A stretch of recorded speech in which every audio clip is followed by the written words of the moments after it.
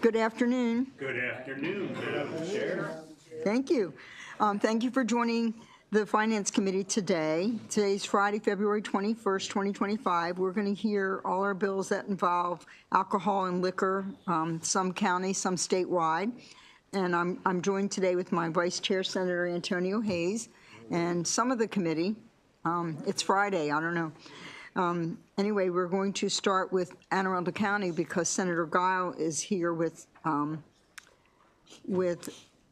Kara Contino here, Chief of Staff to Senator Simon Ayer. Kara, do you want to come up? We're going to hear the first bill, Senate Bill 17, Anne Arundel County alcoholic beverages licenses for veterans organizations. Thank you, Kara. Thank you, Madam Chair, members of the committee. Kara Contino, Chief of Staff of Senator Simon Ayer, presenting Senate Bill 17, which would provide discounts to Class C holders of a veteran organization alcohol license. It's a local Anne Arundel County bill. You should have received a support letter from our delegation. And with that, I'll ask for a favorable report, and I'm happy to answer any questions. Kara, that was perfect. Do we have any questions? Thank you very much for your testimony. Thank you. That ends the hearing on Senate Bill 17. Now we have Senate Bill 568, Anne Arundel County Board of License Commissioners Part-Time Deputy Chief Inspector. Senator Guile is going to present with the Board Chair, Wayne Harris. Okay. Good afternoon, Madam Chair, colleagues. For the record, Senator Don Guile here to present Senate Bill 568 on behalf of the Anne Arundel County Senate delegation. This bill would simply increase the salary for the Deputy Chief Inspector on the Anne Arundel County Board of License Commissioners from $9,000 to $18,000 a year. The increase is needed because the hours and duties assigned to the position have significantly increased. So does the position of the Anne Arundel County Senate delegation that the compensation should fit that increase. As such, a letter of support by the delegation has already been submitted to the committee and is included within the bill packet. So I would note that the bill was introduced during the 2024 legislative session and passed this committee and the full Senate unanimously. And for these reasons, I respectfully ask for a favorable report on Senate Bill 568. Mr. Harris, do you have anything you want to add? No, Madam Chair. We just want to thank you and Senator Guile and everybody for the attention to this bill, and we are in favor as it's written. Do I have any questions for Senate Bill 568? Seeing no questions, that ends the hearing on 568.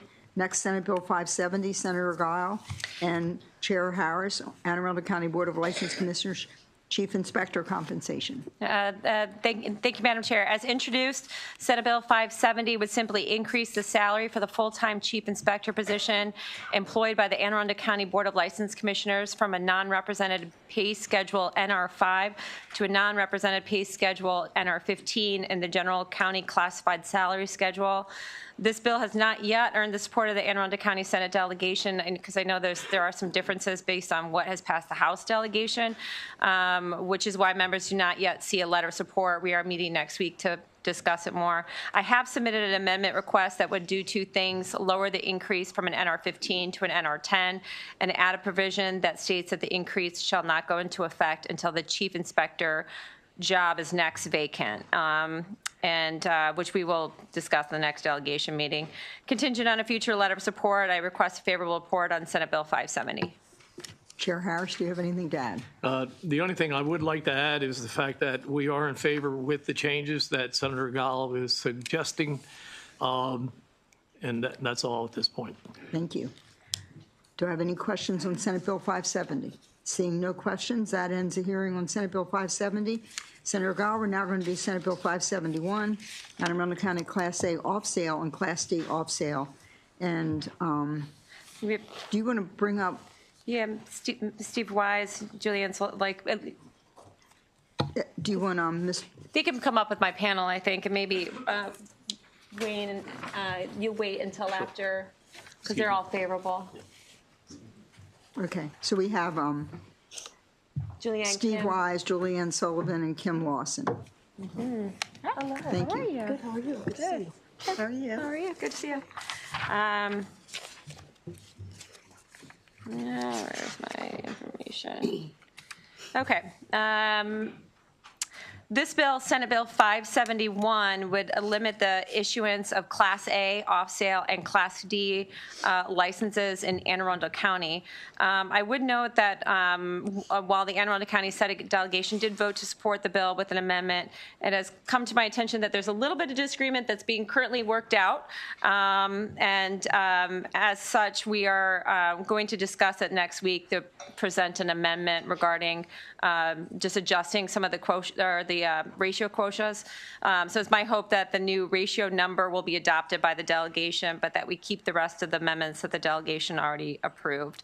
I think Mr. Wise will be able to discuss a little bit more some of the details of the bill. So with that, I'll turn it over to him and request a favorable report on Senate Bill 571. Thank you. Thank you, Madam Chair, members of the committee. Steve Wise on behalf of the Anne Arundel County Licensed Beverage Association. We thank Senator Guile and the delegation for working on this bill. As the senator said, we still have some ongoing conversations about the ratio that is set in the bill. But the general premise of what you have here is found in 12 other counties, so nobody's reinventing the wheel here. We just got to tailor it to Anne Arundel County. We have two licensees, Anne Arundel County businesses here just to register their presence. Julianne Sullivan, Annapolis, Maryland, Bella's Liquors in Cape St. Clair, and we are in favor of this bill. Kim Lawson, Fish Paws Marketplace in Arnold, Maryland. We're in favor of the bill as well.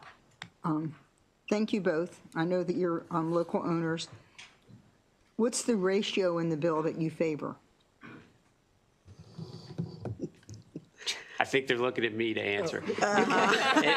It came over from the House at 1 per 3,750 individuals, which we supported. I know that there's discussion about lowering that to 3,000.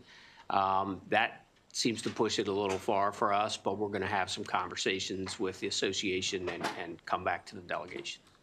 Thank you very much. Do I have any questions on Senate Bill 571? Okay, we have two favorable amendments, if I can bring those Thank up. you. Thank you. Thank you, Madam Chair. Eddie Aronson and Chair Harris, will you come and tell us what your amendment is, please?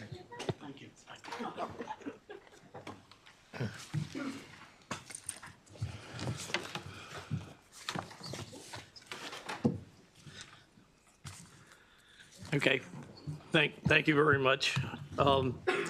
We are in favor of this bill with amendments. As Mr. Wise had mentioned, he came in at a figure that we felt was unfair for the county in itself. And what I'm speaking of is the ratio that they're asking for would literally put a freeze on all Class A's in Anne Arundel County. That's every Class A retail outlet.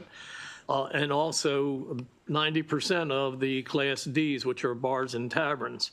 It would only leave one tax assessment district open for any growth, and that's minimal, and that is in the Fort Meade area. Excuse me. Looking that over and looking over the fact that it includes A's and D's. Mr. Wise mentioned 12 other counties. Looking at the sheet and information provided by him, 7 of those counties are only talking about Class A's by themselves, not a combination of the Class A's and the D's. And that's where the Liquor Board has some difficulty accepting it on its face. If it was Class A's only, we would probably be in favor of the bill, wouldn't have any objection. And just for the record, the last 4 Class A applications were turned down by this board. And we do that under the law provided by us, which gives us the right to make a choice depending on the information provided.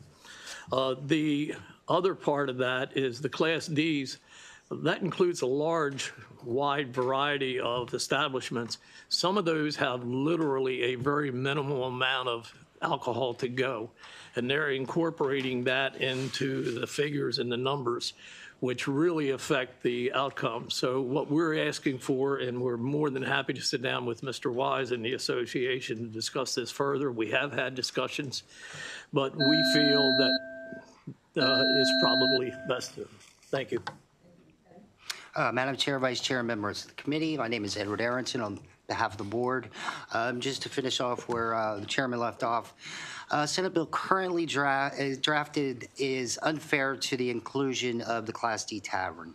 A Class A package store and a Class D taverns are distinct business models and should not be grouped together. A Class A store are retail businesses. A Class D tavern, while they do have an off-sale component, the majority are on-premise establishments with little to no retail footprint. They should not be treated as direct competitors to packaged goods stores. This quota would make it nearly impossible for new Class D taverns with this type of business model to open. It would limit competition, choices, suppressing small business growth. It would also make it harder for new businesses to enter the industry. Also, we feel this would lead to a creation of a lucrative and unregulated secondary market for liquor licenses in Anne Arundel County. The board is unaware of any individuals or organizations other than the Anne Arundel County Licensed Beverage Association that are requesting what would be hasty, massive, historic change in the Anne Arundel County liquor law with unforeseen consequences. The board supports an alternative approach which would limit the quota to Class A licenses only, which are the packaged goods stores. Thank you. So, thank you, Mr. Aronson. So I have a question. I know of multiple Class Ds, one particularly in my district, that there's this little bar that maybe one or two people are sitting there, and the rest of the square footage is all liquor sales. And I think maybe that's why the Class Ds are included, because there's a number of those establishments in the county that really are primarily liquor sales and very, very minimum amount of actually tavern sales. Is there some way we can get to that by sales, audit or something? Can we get that information? Absolutely. We have seen over the years that some of these Class Ds have been morphing into a packaged goods Yes. store, and we've been trying to curb that. We're making sure that they still have their on-sale component, so you can actually go in to a tavern, to a bar, and have a drink. So we did put in our rules a couple years ago that if you did want to expand your premise, your retail footprint to more than 25%, you would have to go to the board at a hearing, public testimony, and prove the need for that. Since we've done that, nobody has actually came in, because it is hard to prove, because usually there's a packaged goods store, a couple within a 1 or 2 mile radius. We would be open to any new Class Ds that we would issue would be limited to only a 25% footprint for the retail.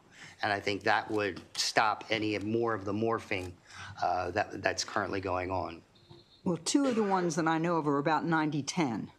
So that's really outside of what you're saying going forward. We'll have more discussion in the committee. Thank you very much. Do I have any questions for this panel? Seeing no questions, that ends the hearing on Senate Bill 571. Next, we have Senator Henson, Senate Bill 888. And Senator Henson, you have Steve Wise coming up with you. Thank you. Yes, Madam Chair, thank you. For the record, Shanika Henson, Senator for District 30. I am here to present Senate Bill 888, Anne Arundel County Alcoholic Beverages Licensed and Permit Distance Requirements.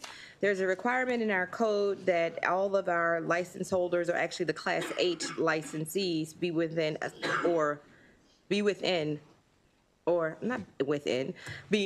at least 1,000 feet away from a school or 1,000 feet away from a church. And what this does is it creates an exception for that so that we can put a school at the Annapolis Mall, which does have those license classes there at the Annapolis Mall. Without this, we wouldn't be able to put the school at the mall, and we know that just the Annapolis Mall is not dissimilar to other malls in our state, where after times of malls having booms, they now are finding more creative ways to use their large spaces to be of benefit to the community, and they are interested in hosting a charter school there. But if they don't get this exception, it wouldn't be profitable to host the charter school there, because then it means they wouldn't have the ability to continue with the restaurants and the other retail establishments they have that do need a liquor license. So this exception would give them the ability to modernize, move into the future, and support our students. And with that, I'll ask for a favorable report.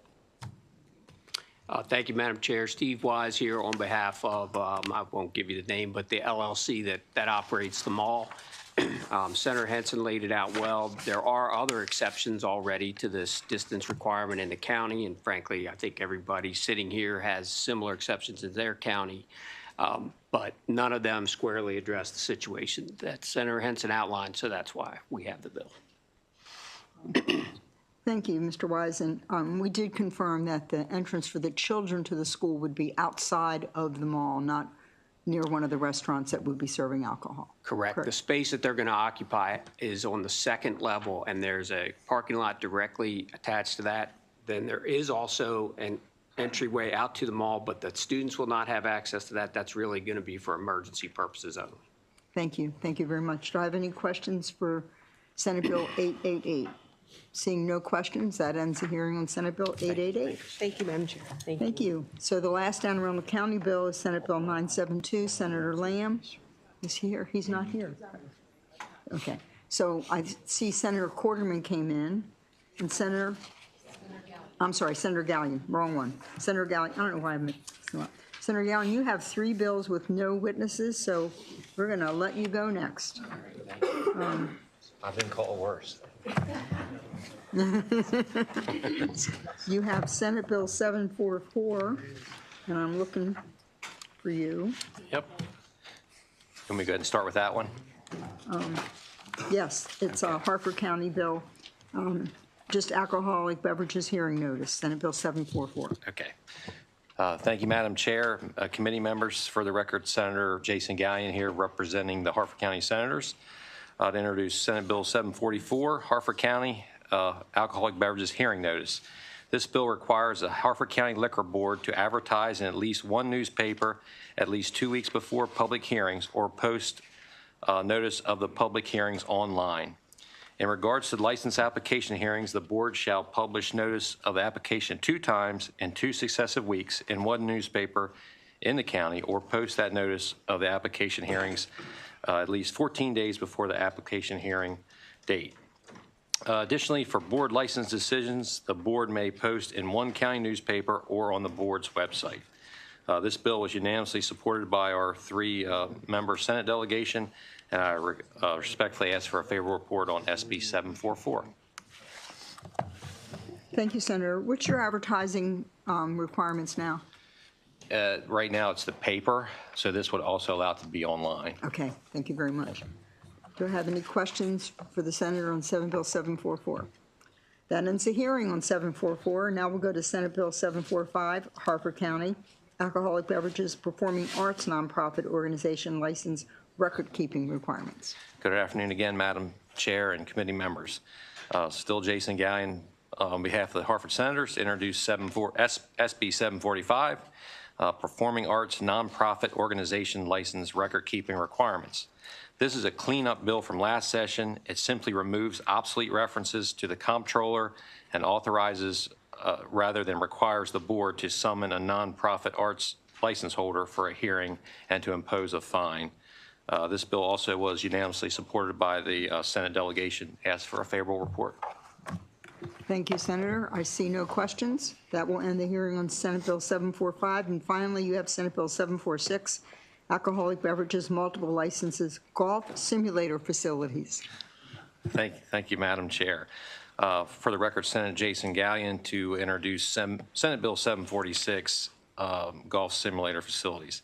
This is an update to the golf simulator facility license that was passed by this body last session. This bill would allow the Harford County Liquor Board to issue a Class GSF, or Golf Simulator Facility, license to a holder of a Class B license. Under current law, an individual can hold a total of 9 Class B licenses. This bill clarifies that that GSF license will count towards that 9 allowable licenses. This bill was unanimously supported by our Senate delegation. Ask for a favorable report on SB 746. So that ends the hearing on Senate Bill 746. Have a good weekend. Thank you. I see President Ferguson has come in, so we're going to do Senate Bill 662, Baltimore City 46th Alcoholic Beverages District Licenses. Thank you, Madam Chair, members of the committee. Pleasure to be here with you. I thought this year was going to be the year that the 46th District did not have a liquor bill. Turns out Did not work out that way. So here we are again. It'll be your easiest one of the year. It does two things. One is it fixes a drafting error from a prior bill from last year to extend an MOU. And the second thing is it extends a single license as a result of a hardship. With that, urge a favorable report. Do I have any questions for President Ferguson? Seeing no questions, that ends the hearing on Senate Bill 662. Thank Thanks, you. Senator. Thank you all. Happy Alcohol Day.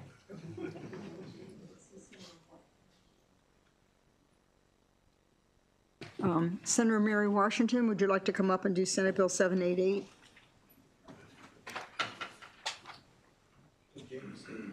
Thank you, Madam Chair, committee members. Here to present Senate Bill SB 788 for the 43rd Legislative District, Class BD7 licenses. This request for a license is in direct response to a community request to help revitalize an area in a community called Remington in our district. It's a small and growing business district area. So we've been targeting a number of business opportunities for businesses, and doing this, extending this license would allow for a very targeted approach. What we often do in Baltimore City is if there's an additional license of this sort that's very close to a residential area, we strongly encourage that any applicant execute a memorandum of understanding with the community. And so that's also a part of this bill. There's an amendment to the bill that also adds extending a license for Loyola University on the premises of 4500 North Charles Street because it has expired. We allow our academic institutions to have a license so that they can have events, et cetera. So the one at Loyola expired. If there's any questions about that, there's someone here from the liquor board to talk about that. Thank you so much for this opportunity. It was passed unanimously by the delegation. You should have the delegation letter, and also you should have a copy of the amendment. It was just finished being printed this morning, so we just got it. So you now have it. You have Michelle Wisberger with you? Favorable So amendment? close, yes, ma'am. Good afternoon, Madam Chair, Mr. Vice Chair, members of the committee. For the record, my name is Michelle Wurzberger. I'm the Deputy Executive Secretary for the Board of Liquor License Commissioners for Baltimore City. We are in favor of the bill. You should have a letter in your packets. And like the good senator said, I am absolutely here to answer any technical questions you may have about the process. Thank you. Do we have any questions? I see no questions. That ends the hearing on Senate Bill 788. Thank you, Madam Chair. Have a great weekend. Senator Lamb, would you like to go now so we can finish up Anne Arundel County and our Anne Arundel County folks can get back to work? Senate Bill 972, Anne Arundel County Board of License Commissioners alterations.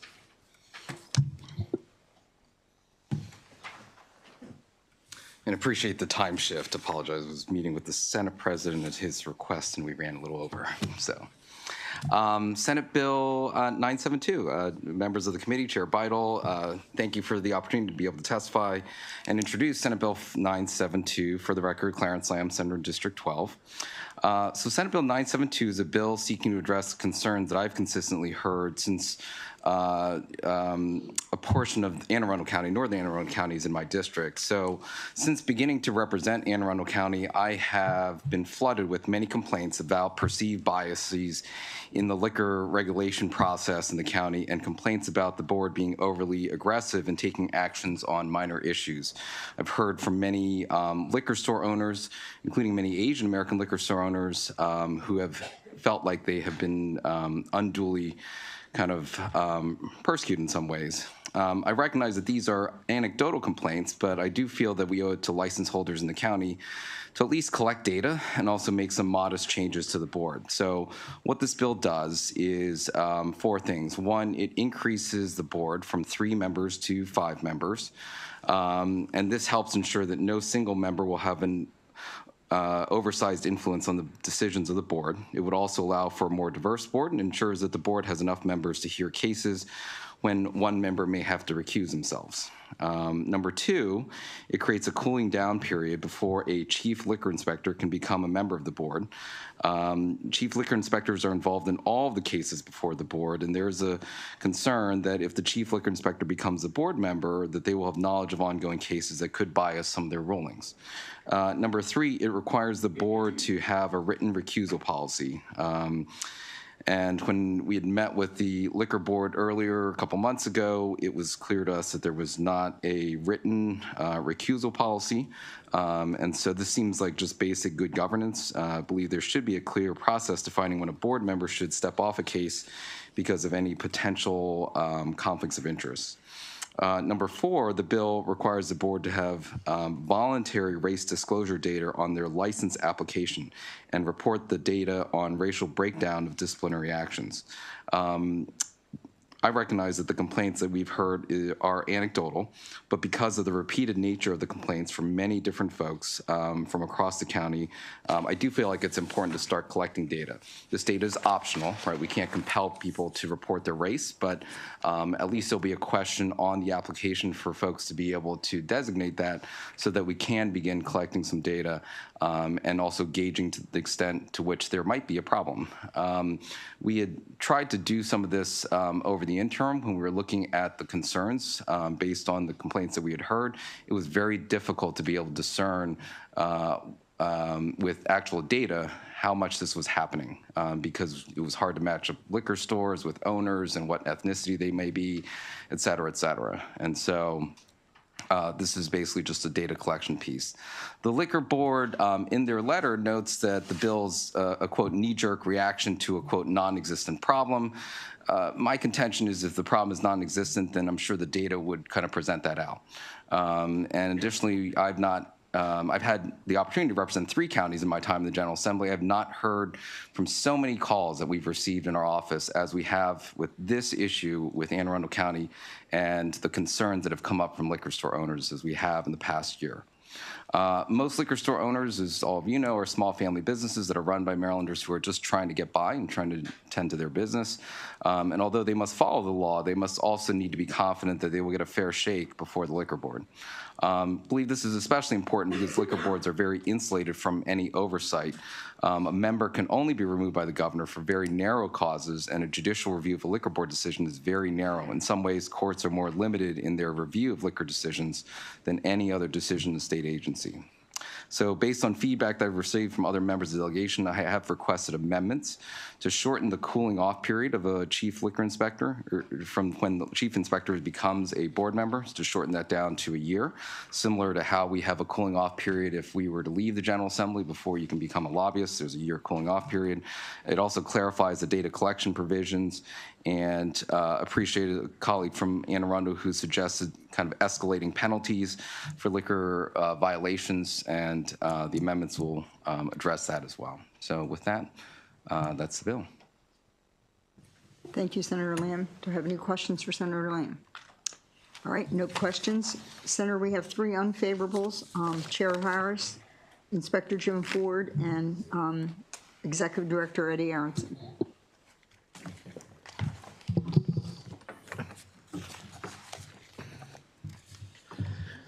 Okay. Thank you, Chair Bidle, Vice Chair, members. We are not in favor of this bill as it's originally written. As far as the increase from 3 to 5 commissioners, we kind of remain neutral, and I believe we did that the last time this came up. But I do want to point out that it would put an additional cost and burden on the administration of the Liquor Board. 2 additional members, raising it from 3 to 5, would be approximately $50,000 a year between the combination of the salaries and the computers and so forth. So that's as far as the 5 members.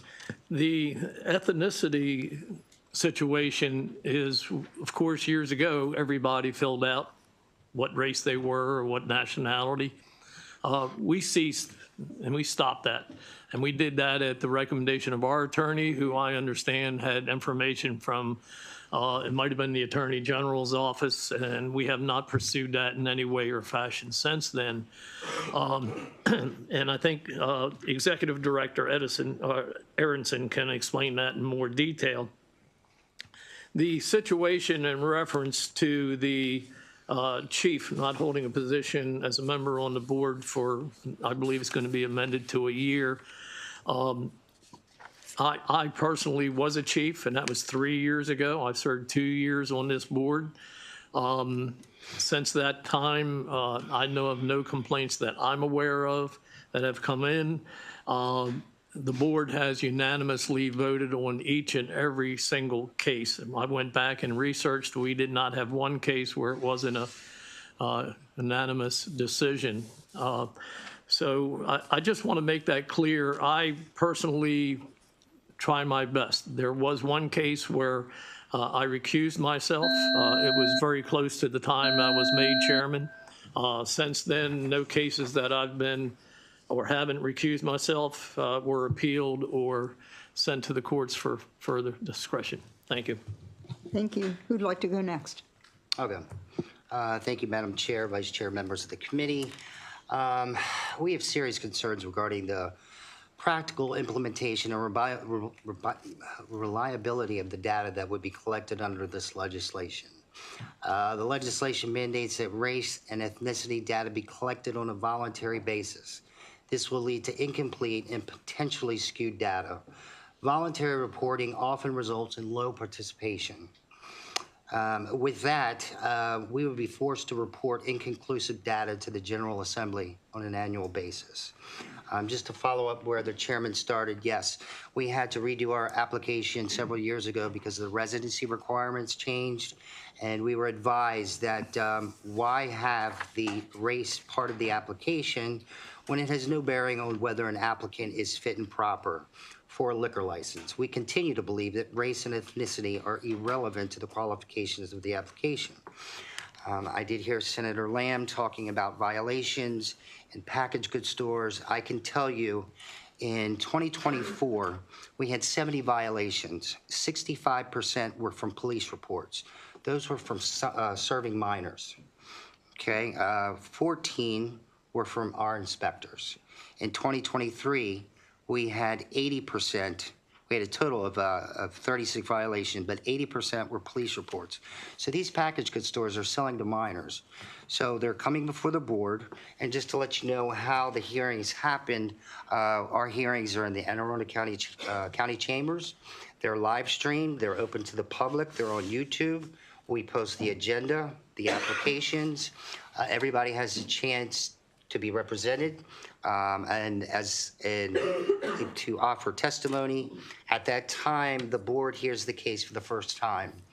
The facts are put on the record, testimony, they render their decision. I was just going to say you could go back and take a look at the videos online and you can see everybody is treated the same, whether it's their first offense, second offense, third offense, but serving minors is a major issue, not a minor. Mr. Aronson, I'll have some questions for you after our chief inspector speaks, so we'll let him go. Hi, Chief Inspector Jim Ford, Anne Arundel County Liquor Board. Thank you, Madam Chair, Mr. Vice Chair. I just support what they said. I think they said it pretty well. We're fact-driven. When something comes into our office, we treat every complaint equally. We have to treat every complaint as real, no matter where it came from. I investigate it, and that's what drives me. As Mr. Aronson said, a majority of these coming from the police. So we have to administer those. And honestly, folks, I'm just too busy to be worried about what somebody's ethnicity is when I go out and do an investigation. It's just not part of the equation. It just isn't. And I think that this is a little bit of a red herring, a little wild goose chase to try to collect this data, which from the moment it's collected is flawed and could be manipulated and used in a way that would not be productive and maybe even false, unintentionally. So thank you for letting me share. Thank you. I don't know whether, I guess we'll go back to you, Eddie, because you were talking about the kind of violations. When there's an underage drinking issue or serving underage, is it the same violation every time that you charge the penalty, or is it escalating, like $100 usually- the first time, $250 the second? Yeah, the police will go out with a cadet, and they usually do it by district.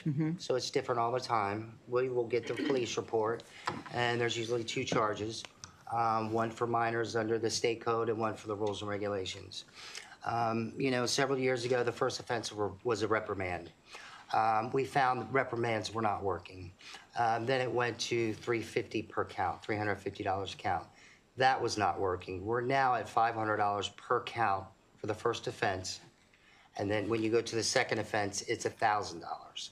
Unfortunately, we just got more reports that it was, I believe it was a 70% fail rate. So what we're trying to get the word out, try to be more strict. This is basically the worst thing that you can do to us is by, serving minors and having people out there drinking and driving.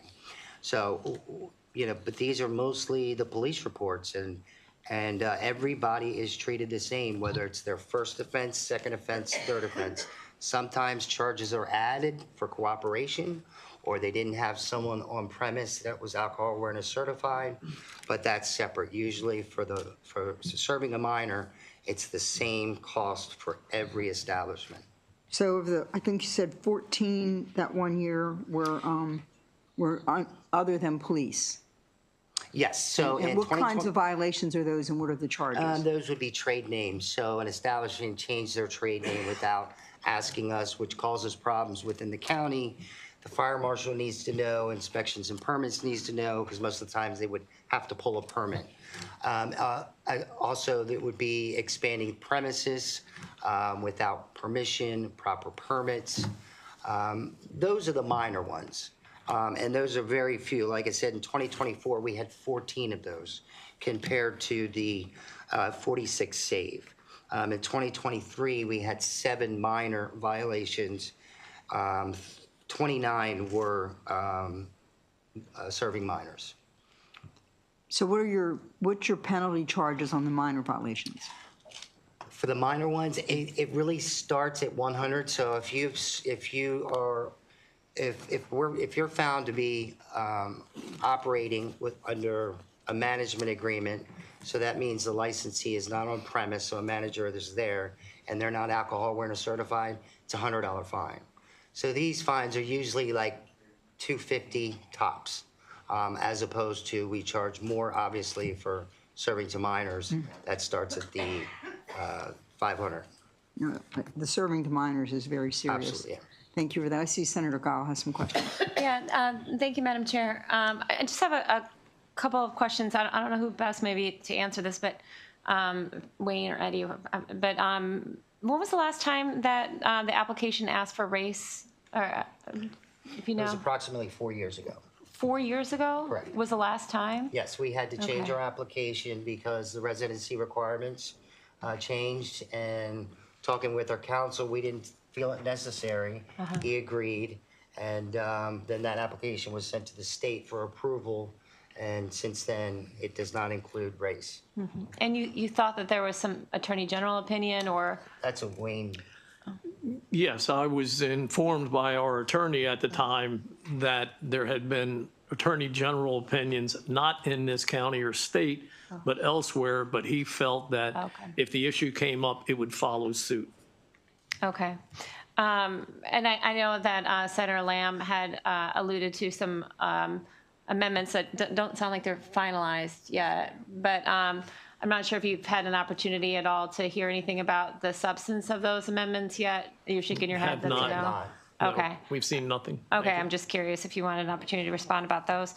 And then, I've had some discussions with ATCC just to talk broadly about some of the concerns that may have been raised about by certain members of Asian American community or others, or have raised concerns about racial profiling or some sort of targeting. And I'm curious, they gave some sort of feedback that in some instances when this has been raised, that it oftentimes helps to have inspectors, have a diverse population of inspectors, and also, especially inspectors that may be able to, if English isn't the first language of the license holder, to be able to communicate with them, to have some sort of, cultural understanding. you don't have to provide that now, but I would just be curious to have a conversation with you later, just to sort of get some understanding as far as the composition of the inspectors, just so we're able to have some, they can have those types of, that communication with the license holders, I think might be helpful. May I? Well, let me answer, if I may. Yes, we're very open to any conversation with anybody about anything. And when it comes to this, we are looking into language translations. When it comes to either the hearings, and we've never had an issue, but to be proactive, we're more than willing to do that. We do have inspectors from different backgrounds. And even though we don't ask our inspectors their background, we know we do. Okay. And but yes, we're open to anything to assist in diversity or assist in any issues. And if I may, and I mentioned this to Senator Lamb during an earlier discussion at one of the hearings, and it's a fact, I know of no complaints that have come in, especially or actually from the whole county, but particularly in the northern part of the county, that I'm aware of, or that, and I've checked with every member of the administration and the other two commissioners, every complaint that comes in is routed into the chief's office, but it is also watched by the executive director, which is Mr. Aronson, in his office. We started this 3 years ago, I guess, or maybe over 2, where any complaints come in, we didn't want to get lost. We didn't want it thrown in the trash can. We didn't want it laid aside. And we know of nothing. And we did ask and have not received anything. And I understand why somebody may not want to voluntarily give their name as being a complainant. But we can't answer complaints unless we know what they are or who they're from.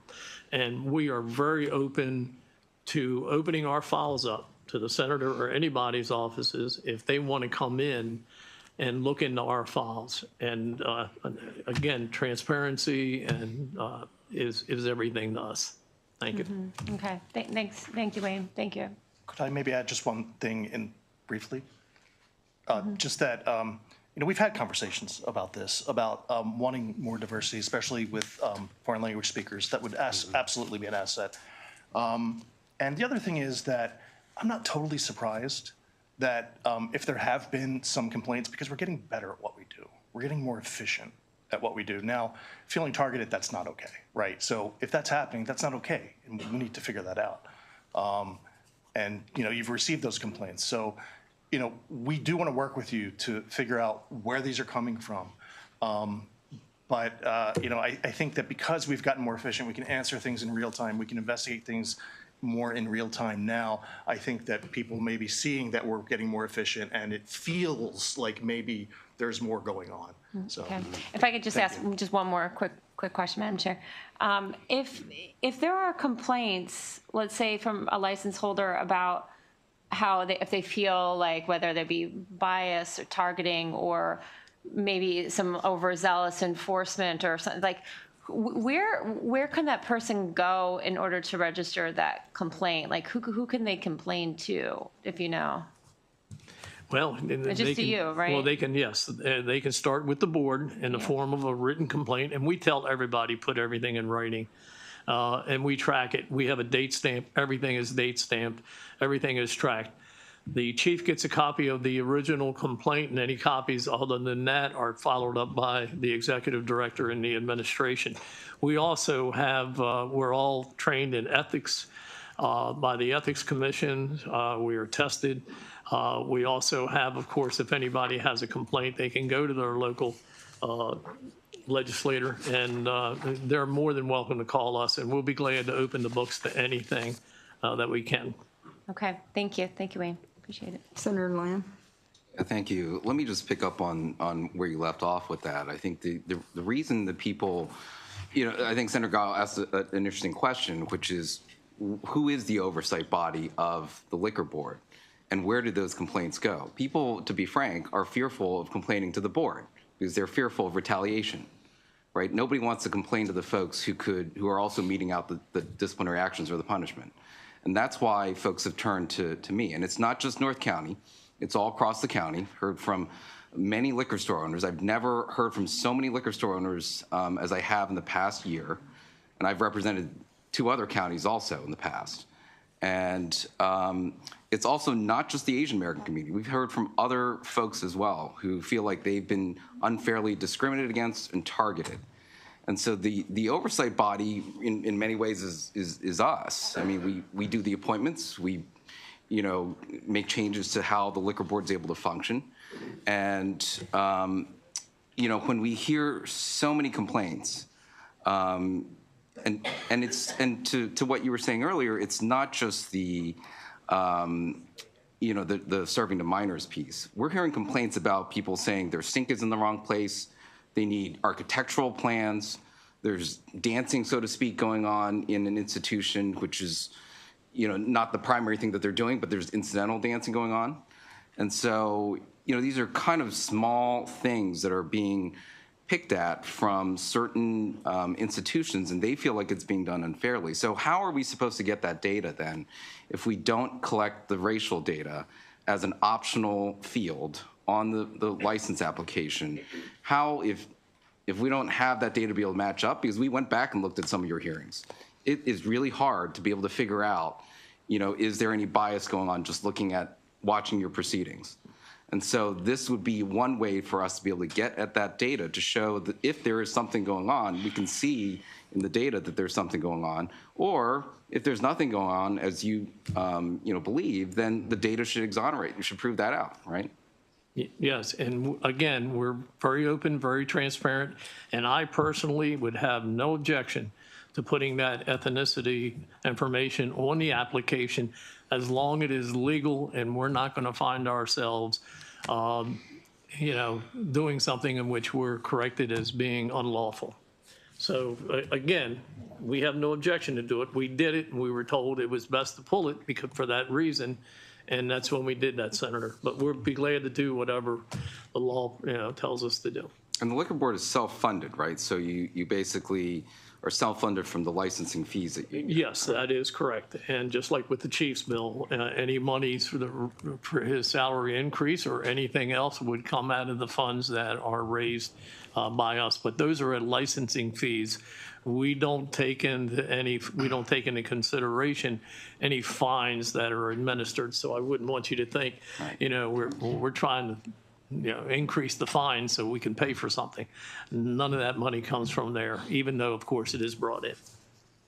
So for the additional 2 members of the liquor board, if this were to apply, that's what, about 50,000? I think it's written to statute what your salaries are, right? Yeah, the salaries are, I believe, 15,000. 15,000 times 2, that's 30. But then again, we also have the laptops that we provide the commissioners. And every time there is a hearing, every commissioner is given in a separate packet, which is probably an average of 2 inches thick, with every case, every written document and so forth.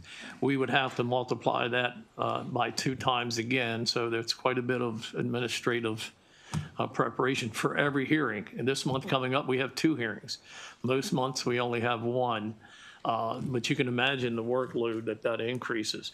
We have the staff, we have 2 secretaries, and we could probably do it, but would it put a strain? Yes. And would it put a cost? Yes.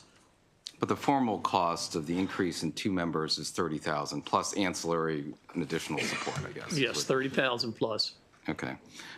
You mentioned earlier, I think one of the 3 of you mentioned that this is not complete data, and totally understand that. If you're collecting data on race, it's optional, so it's not going to be complete across the board for everyone. But this is also the best data that we can get, right? That we can't compel, we can't require people to check off an ethnicity box on their license. This is optional. And so I think it's important to be able to collect some data for us to be able to at least look at whether this is a real problem or not. And if it's not, then that proves your point. But, so if this was optional and was found to be legal, if we touch base with our Attorney General's office, you would be okay with that field being added? Yeah, I think I would love to know more about what happens to the data once it's collected, because I think that's really important. Who's going to look at that data? How is that data manipulated? And is it by somebody who's a professional? because we don't have those resources. And I wouldn't want that data to get out there and to be mischaracterized, because I do think it'll exonerate us, and so I'm not opposed to it. But I think we just have to, I'd want to know more personally. And if I could add, at this time, we can create reports for any given time, any given sector. All of our establishments are sectors. So we could break down the establishments, the licensees, the date the violation was issued, the date it was adjudicated, the different types of counts. So we have all that information there if that's something you would be interested in. The only thing it wouldn't include would be race. Right, although race is kind of the operative factor in this that we're looking at, so that's part of the issue. Last question then, you had mentioned that the majority of your cases come in from the police, is that correct? That is correct. Absolutely, yes. Now, actually. And not from the liquor inspectors? No. Correct. So we have this whole team of liquor inspectors and a chief inspector, but most of your complaints actually come in from the police? Most of the, what we call SAVE, which is Selective Alcohol Violation Enforcement, that is a hand-picked team of Anne Arundel County police officers. And what they do is they do compliance checks at all establishments that sell alcohol to make sure they're not selling minors. And what they do, Senator, is they have what's known as a CI, a confidential informant. It's a person that has been vetted and is under the age of 21. That person goes in. After all the ID is taken from them, they go into the store with marked money. 2 detectives are waiting outside. They come out with alcohol. The 2 detectives seat them in their police car, take the alcohol inside, and inform them that they just sold to a minor. So I'm curious because in Howard County, which I also represent, we don't have liquor inspectors. They're done by police. The police do it all. And so I'm trying to understand in this instance then what do the liquor inspectors do if you're saying that these investigations are all, the saves, I guess, are done by police? What's the delineation there between the two? Right. I'll let the chief answer that. He can give you Sure. this. They stop in on each establishment several times a year, depending on the nature of the establishment, the issues that may or may not exist there. They check to make sure all of their licenses and documents are in order, ask if there's anything they need assistance. They're educating them on some of the newer liquor laws that have come into effect through the rules and regulations. We have a list of 40 activities that the inspectors could possibly be doing, everything from surveillance to management agreement checks to stop-ins to check on, see if they need anything. So it's a variety of duties. Okay. So I just find that interesting in that there's that kind of delineation. Howard County is able to do it all under one roof with probably fewer people. I know this is not about the prior bill, but that's helpful to understand about that as well. Thank you. Thank you, Senator. I just want to share that the few times that I've had complaints, and I've been representing the north part of Anne Arundel County for 18 years. With few complaints I've had, I've taken to the liquor board and prior to Judy Hagner or to Wayne or whoever the chair was, and they've responded. But I'm going to tell you a story about one complaint I continually had about a gentleman that said he was being harassed, and he was a minority owner. He was, during COVID, not following the rules. He had people out in his parking lot hanging out, and I would go by his establishment and see a police car sitting outside, and he said to me, he called me, and he said, the police are harassing me. They're sitting outside of my business. So I called the captain at Northern, who said, well, we have to because they keep gathering in his parking lot, and there's been shots, and somebody actually got shot. There was a knife fight, and so the police were sitting there because of the continued violence that was happening in the parking lot. But his version was he was being harassed by the police and harassed by the inspectors. So, I mean, that's just a different side of the story. But I will tell you, it's very interesting to ride along with an inspector because I've done that. So I would say to you that maybe that's something you'd like to do. Thank you. Just to that point, I think I know the owner that you're talking about. I also know the institution, but I've heard from a lot of other owners as well that, if even we were to set that one aside, I've heard from a lot of owners have met with some of their lawyers to kind of understand their cases, and they're fearful to bring them back up because they feel like they would be unfairly targeted the next time they were coming out for their reapplication And so they are concerned about retaliation. Yeah, and if I may, Senator, I understand what you're saying. And if you or any senator or anybody ever has a person who feels that they're being treated unfairly, I'm telling you that I, the board, and this office is totally open to meeting with you, whether you give us a name or whatever we can do, but we would have to try to identify the problem in order to fix it or to answer it. And that's the only thing I'm saying. Thank you. Senator, I think that ends the hearing on 972. Thank you very much. Thank you very much, Thank you Chair. very much. Let me see who's here. Senator Mounts, do you want to do Wacomico County and Dorchester County? Thank you. Start with Wacomico. Thank you. That would be Senate Bill 798, Wacomico County. Bring your panel. I was getting to that. Alcoholic beverages, temporary to-go event permit, and Class C per diem, municipal to-go beer, wine, and liquor. Senator Mounts is bringing up Bunky Luffman, Randy Taylor, the mayor of the city of Salisbury, and Julie Giordano, county executive. Thank you. Nice to see you. Nice to see you as well. Thank you, Madam Chair and colleagues. It's a great honor today to be able to present Senate Bill 798. And rather than delay, I brought the experts from the district to testify on behalf of this legislation. It's a common sense step for our venue permits that currently exist, and they want to make them a little more flexible. So with that, I'll turn it over to our county executive, Julie Giordano. Thank you. Good afternoon, Madam Chair and committee members. I'm Julie Giordano, County Executive of Wacomico County. This bill is very simple. This is kind of expanding almost like a festival license. What we're asking for is Wacomico County to be able to issue, or for our liquor board to be able to issue a Class C to already, Class B license holders. This would be also for our municipalities as well, so that's why we have the mayor here from the city of Salisbury. Right now, the city of Salisbury hosts numerous events, one of them being the Maryland Folk Festival. Hopefully you all will come down for that. And we are asking for our restaurants that fall within that footprint to be able to issue, for them to have a to-go license where people could come and grab a beverage and be able to walk a perimeter yes. Within the perimeter, yes, within the perimeter. So to make sure I have that correct. So I have the mayor here as well, so if you want to go ahead and. Yeah, Randy Taylor, mayor of the city of Salisbury. Yeah, this evolved kind of out of the festivals that were sitting downtown, one of which, of course, Madam Giordano referred to, the Maryland Folk Festival. It gives an opportunity for the local restaurants to, be a part of it and kind of create a festival scene rather than it being, handled by the city. I think, our police force and our local liquor board put the right rules and regs in place to keep us safe, and he's full, and our chief is in full support of it. So I ask for a favorable report on this bill. Thank you. Madam Chair, Vice Chair, and committee members, my name is Bunky Luffman. I'm Director of Administration for the county. And I would just add that there's a specific cup that these people get when they buy from the restaurant so that our security and everyone would know, hey, this person has an alcoholic beverage, and that helps us with enforcement because we believe extending this, also we need to be mindful of enforcement. So I think that this bill strikes a really good tone in allowing it, but also enforcing any sort of bad actors or anything like that.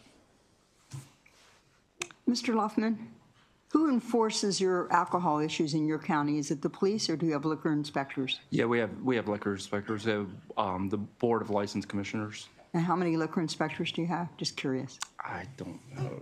Do you know offhand? I'm not sure off the top of my head. But they do a pretty fantastic job. And in this case, it would be 4 restaurants. So each one would go in front of them to be able to apply for this specific license. And of course, they would be able to come down and check. But we certainly can get that number for you. No, I was just curious. Thank you. Thank you for being here. Do I have any questions for Senate Bill 798?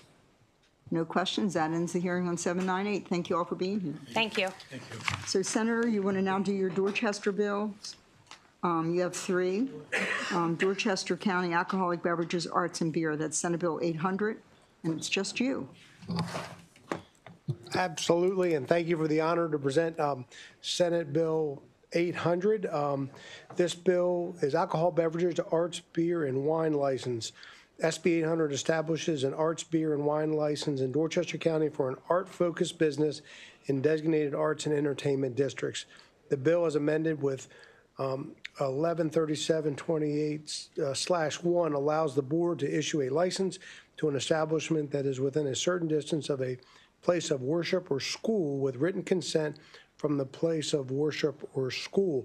Now, this license is the result of 2 years of negotiation with a local proprietor, an art studio that would like to be able to serve beer and wine. And this has been proposed by the Dorchester County, voted favorably. I'm not sure if it's reflected. There is a letter from the county that has been submitted. Tammy would have it if it's not available on your computers as testimony. And the delegation also submitted a favorable vote. We had a tough time convincing ourselves, but the big vote, there's one of us. So we were happy to submit that letter. Do I have any questions for Senate Bill 800? No questions, that ends the hearing. Now, Senate Bill 802, alcoholic beverages, venue, beer, wine, and liquor license. Senator Motz. Thank you, Madam Chair, Mr. Vice Chair, colleagues. Senate Bill 802 establishes a beer, wine, and a venue beer, wine, and liquor license in Dorchester County, which would allow alcohol sales at qualifying event venues in the county. SB 802 is amended with 643429/1 to allow the board to issue a license to an establishment that is within a certain distance of a place of worship or a school, as long as there are written consent from the place of worship or school. This sounds similar to what we just heard. And what's going on in Dorchester County is we have a vibrant arts district in downtown Cambridge. And so what's going on is we're trying to develop downtown, but we also have a number of churches and schools there. And working with the community, they've come up with this proposal to allow a little more economic activity. There's a letter of support from the county and from the delegation. I don't see any questions on Senate Bill 802. That ends the hearing. Senators, stay there for Senate Bill 839, Dorchester County alcoholic beverages, beer, wine, and liquor tasting license. Senate Bill 839 amends the annotated code of Maryland alcoholic beverages and cannabis article to permit a certain Class A license holder in Dorchester County to conduct liquor tastings alongside beer and wine.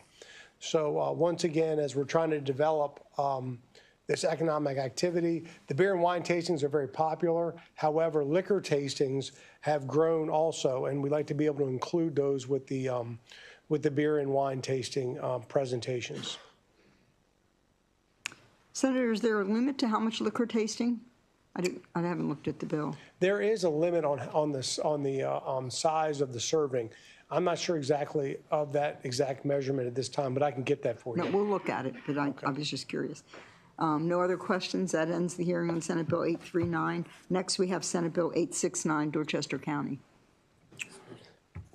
Okay, Senate Bill 869 alters the licensing fees for alcoholic beverages in Dorchester County and gives the board the ability to charge an application and transfer fee for a new license. Senate Bill 869 addresses a problem with the fee schedule right now for alcohol licenses in Dorchester County. They haven't been updated in a number of years. If you'll look at the fiscal report, you will see the increases that are proposed. They are not extremely exorbitant. However, they are increases. You'll also see one of the increases is actually a decrease. That's for a beer-only permit, and that decrease is made up for the increases in the other permits. The beer-only permit is a very limited permit that isn't utilized. That's rarely utilized. I don't see any questions on Senate Bill 869. There's a lot of drinking going on in Dorchester County. Well, there are a lot of rules, and we're just trying to smooth them out a little bit. Just trying to smooth them out. Thank you, Senator. That ends the hearing on Senate Bill 869. Senator Hershey, I think you'd like to go next. Yes, ma'am. Caroline County. You do. You have Travis Breeding and Michael Mann. Senate Bill 910. Caroline County alcoholic beverages, multiple event licenses. Thank you. Good job, sir.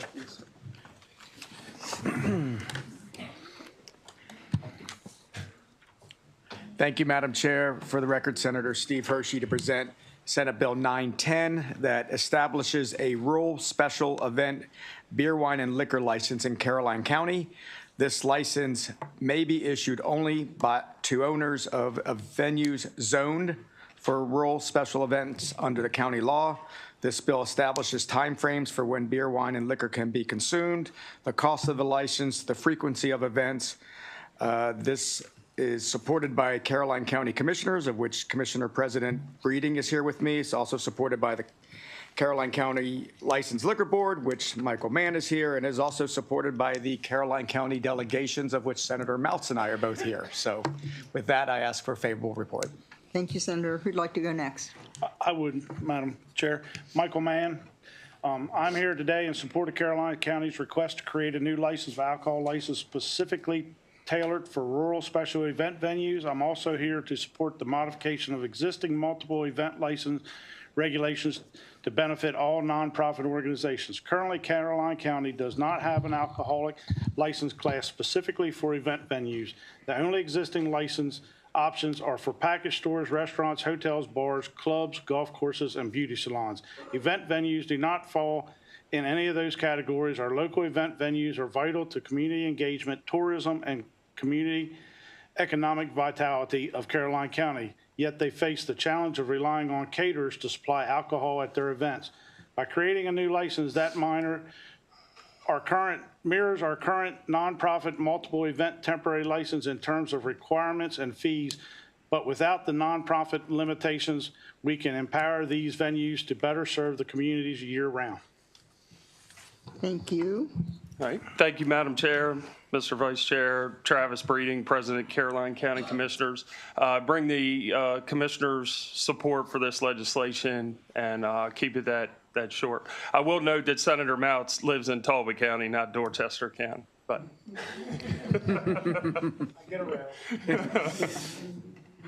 Any questions? Oh, Senator Gile. Thank you very much, Madam Chair. Mr. Mann, your name sounds kind of familiar. Yes, ma'am. Mr. Mann is the father of Michael Mann, who's an intern in my office. Skillbridge, doing his Skillbridge currently as he transitions out of the U.S. Navy. Just want you to know he's very much appreciated. It's a pleasure to meet you. Thank you and very much. We appreciate him, appreciate his service, and thank you for being here today. Thank you very much. Thank you. Thank you. Very nice. That ends the hearing on Senate Bill 910. Thank you. Senator Reedy, you're going to do, let's see, it's in Frederick County. Let's see, Senate Bill 636, Frederick County Alcoholic Beverages Tasting Permits.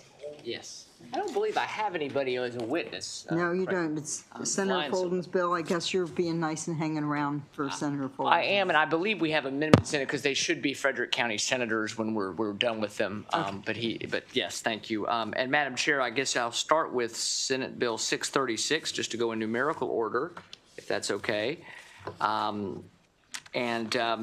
So Senator Justin Reedy here on behalf of the Frederick County Senators, very happy to be presenting Senate Bill 636. This bill alters Frederick County's beer and wine consumption permit to be a beer, wine, and tasting permit, and the same with the BWL consumption permit to be a tasting permit. It also alters the amounts of certain alcoholic beverages an individual may taste under the permits, and gives some empowering to the Frederick County Liquor Board. So I'll just very quickly say the change is that there will be a tasting permit instead of consumption. I think that's just an aesthetic change. I don't think it has any real significant meaning. But also it's allowing an individual to taste, which they already, instead of consume beer or wine or beer, wine, and liquor covered by the permit, not exceeding what's already current law, 12 ounces of beer, 6 ounces of wine. It does add some language to say that the board shall regulate the quantity of beer and wine served to an individual or the number of bottles or other containers from which the quantity is served. I think it's because many other counties have gone to the idea that their board can generally handle that level of specificity. So this is just making some adjustments to that. So I would ask for the committee's support and move favorable and to move it favorably. And if there are any questions, happy to answer. I see no questions, Senator, so that ends the hearing on 636. Fantastic. And next we'll do Senator Bill 670, Frederick County Alcoholic Beverages Class C Theater, Beer, Wine, and Liquor. Thank you, Madam Chair. And again, Senator Reedy here on behalf of the Frederick County Senators. This bill, Senate Bill 670, would establish a Class C theater beer, wine, and liquor license in Frederick County. It would authorize the Board of Frederick County License Commissioner to issue the license, and they would be able to sell the license holder beer, wine, and liquor for on-premises consumption. The manager of the theater or an official designated by the manager of the theater may sign the application for the license. And the board can issue it to a theater with seating. Of course, as you know, Frederick City has some fantastic venues that would like to be able to do this. The license authorizes the license holder to sell beer, wine, and liquor from 1 hour before to 1 hour after a performance, a regular performance, a fundraiser or benefit, or an event that by an outside group that has rented the theater, and the license fee is $150. So, Madam Chair, again, I'd ask for the support of the committee and happy to answer questions. Senator, just curious, this isn't the theater that's downtown in Frederick, is it? I mean, I thought we did this before. I think they have one. I think Okay. there's a couple of small, there's at least one that might be more than one small off Broadway, if you'd like, if you allow it, a couple of other smaller venues that now would like to do this. I thought we had done it for the larger one. Thank Yes, you very ma'am. much. Thank you. Seeing no questions, that ends the hearing for Senate Bill 670. Now we'll do Senate Bill 738. Thank you, Madam Chair. And again, Senator Reedy here representing the Frederick County Senators. This is a very simple bill that alters the barbershop and beauty salon beer and wine license in Frederick County. One of our favorite colleagues had to step out for something else, so I know he always enjoys discussing this particular issue. But this is current law. We're not adding it. But right now, this would say you can consume up to 6.5 ounces of wine by the glass at these establishments of a beauty salon or a barbershop instead of 5 ounces. And so that is the extent of the bill. So I ask for your support. And if there are questions, I'm ready. Well, you're lucky because there's not a question. That ends the hearing on Senate Bill 738. Thank you, Senator. Thank you, Madam Chair. Next, we're going to go to a Garrett County bill, and Senator McKay's Chief of Staff, Sam Lawrence, who's waited very patiently, is going to present Senate Bill 826, which is just Garrett County Alcoholic Beverages Act of 2025. Yes, ma'am. Hello, Madam Chair, Mr. Vice Chair. My name is Sam Lawrence. I'm Senator Mike McKay's Chief of Staff, and I'm here to present Senate Bill 826, the Garrett County Alcoholic Beverages Act of 2025. We are expressing our support for this bill because its purpose is to establish certain deluxe complex restaurant and resort complex beer, wine, and liquor licenses in Garrett County. This bill will also require the Board of License Commissioners to hold a hearing for the issuance of certain festival licenses and altering certain notice requirements for the hearing. Certain festival license applicants will also be required to apply in a certain manner. The bill also clarifies the entities to which the board may also issue certain multiple day/multiple event licenses. Thank you. And I ask for a favorable report on that. Should we all ask Sam a question? Does everybody have a question for Sam? I'm the backup quarterback today. No question, Sam. Thank you for that. That ends the hearing on Senate Bill 826. Now I think you're going to go to Washington County and present Senator Corderman's bill, Senate Bill 503. Yes, ma'am. I'm representing both Washington County senators today, and I am presenting Senate Bill 503. My name is Samuel Lawrence again, and this is the Washington County Board of License Commissioners membership. This is a simple bill, and it just alters in Washington County only the composition of the Board of License Commissioners, specifically based on the results of the preceding election for the Washington County Board of County Commissioners. 2 members must belong to the political party that received the highest aggregated number of votes, and 1 member must belong to the political party that received the second highest aggregated number of votes. As a result of this delegation bill, this was voted out favorably by the Washington County delegation, and a supporting letter has been uploaded. It was voted on 4-1. This bill is identical to the bill this committee passed out last year, 11 to nothing, and it passed unanimously on the Senate floor. Thank you very much for this opportunity. So Sam, what happened? It got caught up in the House? Yes, ma'am. Did they have a letter of support? They did, yes, ma'am. Okay. Any other questions for Sam? That ends the hearing on Senate Bill 503. Thank you. Thank you. Next, we're going to go to Charles County. Staff from Senator Ellis' office is going to present Senate Bill 731.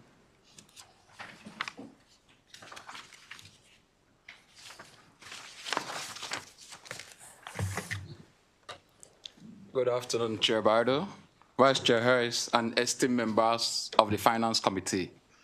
My name is Chidubem Eboluche, and I'm Senator Ellis' legislative intern. And I'm here on behalf of Senator Ellis to present on Senate Bill 731.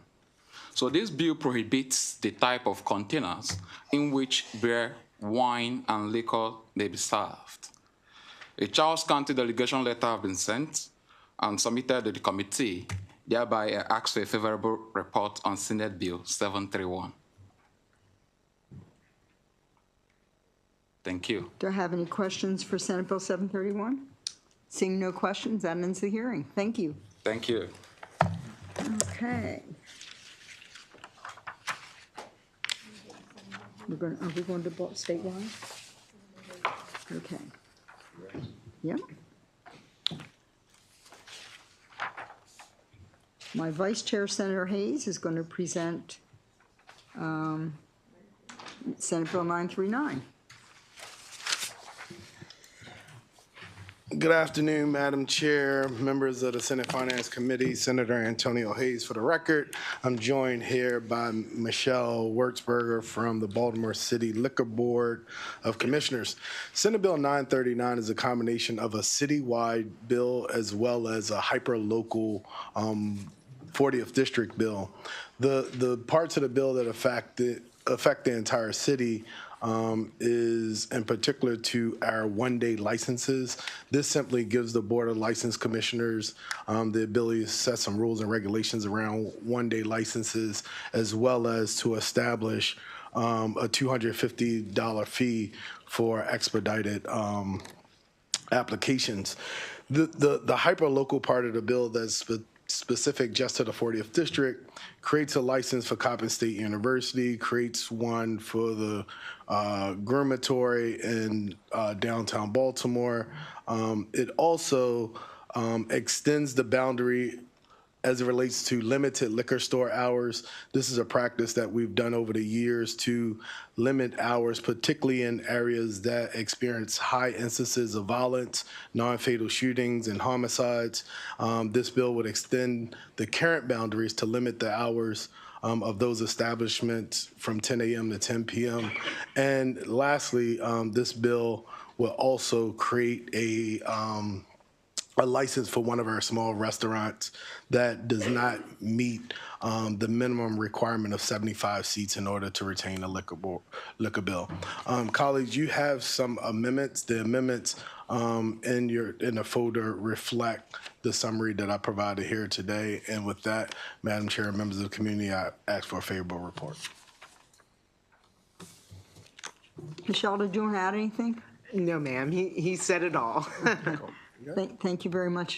Do I have any questions for this Senate Bill 939? Seeing no questions, that ends the hearing on 939. Thank you, Senator.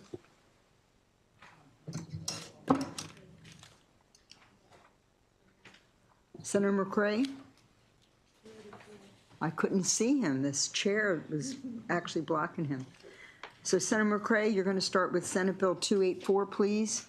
Baltimore City Alcoholic Beverages Hours of Operation Violations. And again, we have Michelle at the table with you. Thank you. Yep. Madam Chair, Mr. Vice Chair, members of the committee, for the record, Corey McRae, Senator for the 45th Legislative District, here in reference to Senate Bill 284, which, Madam Chair, one of the things that the city has done that's a little bit untraditional in years is think about like what hours of operation do our respective establishments open. A number of years, and it's not anything that's regular in other jurisdictions, but 6 a.m. to 2 a.m. is the hours that folks hold a lot of times in the city. That's changed specifically in my district drastically, and it's went to something normal, 9 a.m. to 10 p.m. But unfortunately, there are a number of folks that don't always want to comply with our respective liquor board. Our liquor board will go out, they'll do the fine, but folks look at that as a cost of doing business. They'll pay the fine and they'll continue to do it again. And they're looking to set it a little bit more stiffer when folks have repeated violations, and I'll let Michelle dig in a little bit more. Yeah, thank you. Ma'am, for the record, Michelle Wurzberger, Deputy Executive Secretary of the Baltimore City Liquor Board. We are here absolutely in favor of this bill. You should have a letter in your packet. We applaud Senator McCray's leadership on this issue. This is one of those issues that we get a lot of complaints on frequently.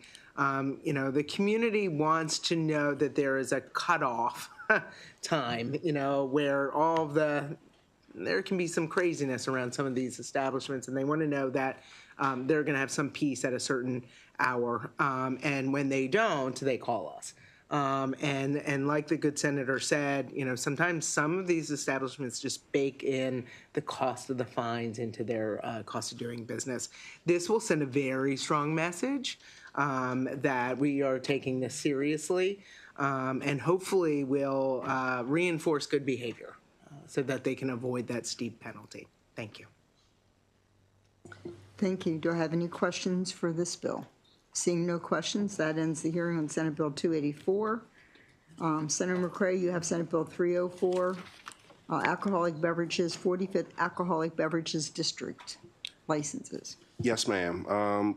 Madam Chair, members of the committee, for the record, Corey McCray on behalf of Senate Bill 304. Senate Bill 304 is a district-specific bill which creates a Class C license in the Station North community, and it also expands the boundaries of the operations of hours, which I just discussed on the Frankfurt corridor that's been seeing a little bit increase in gang activity.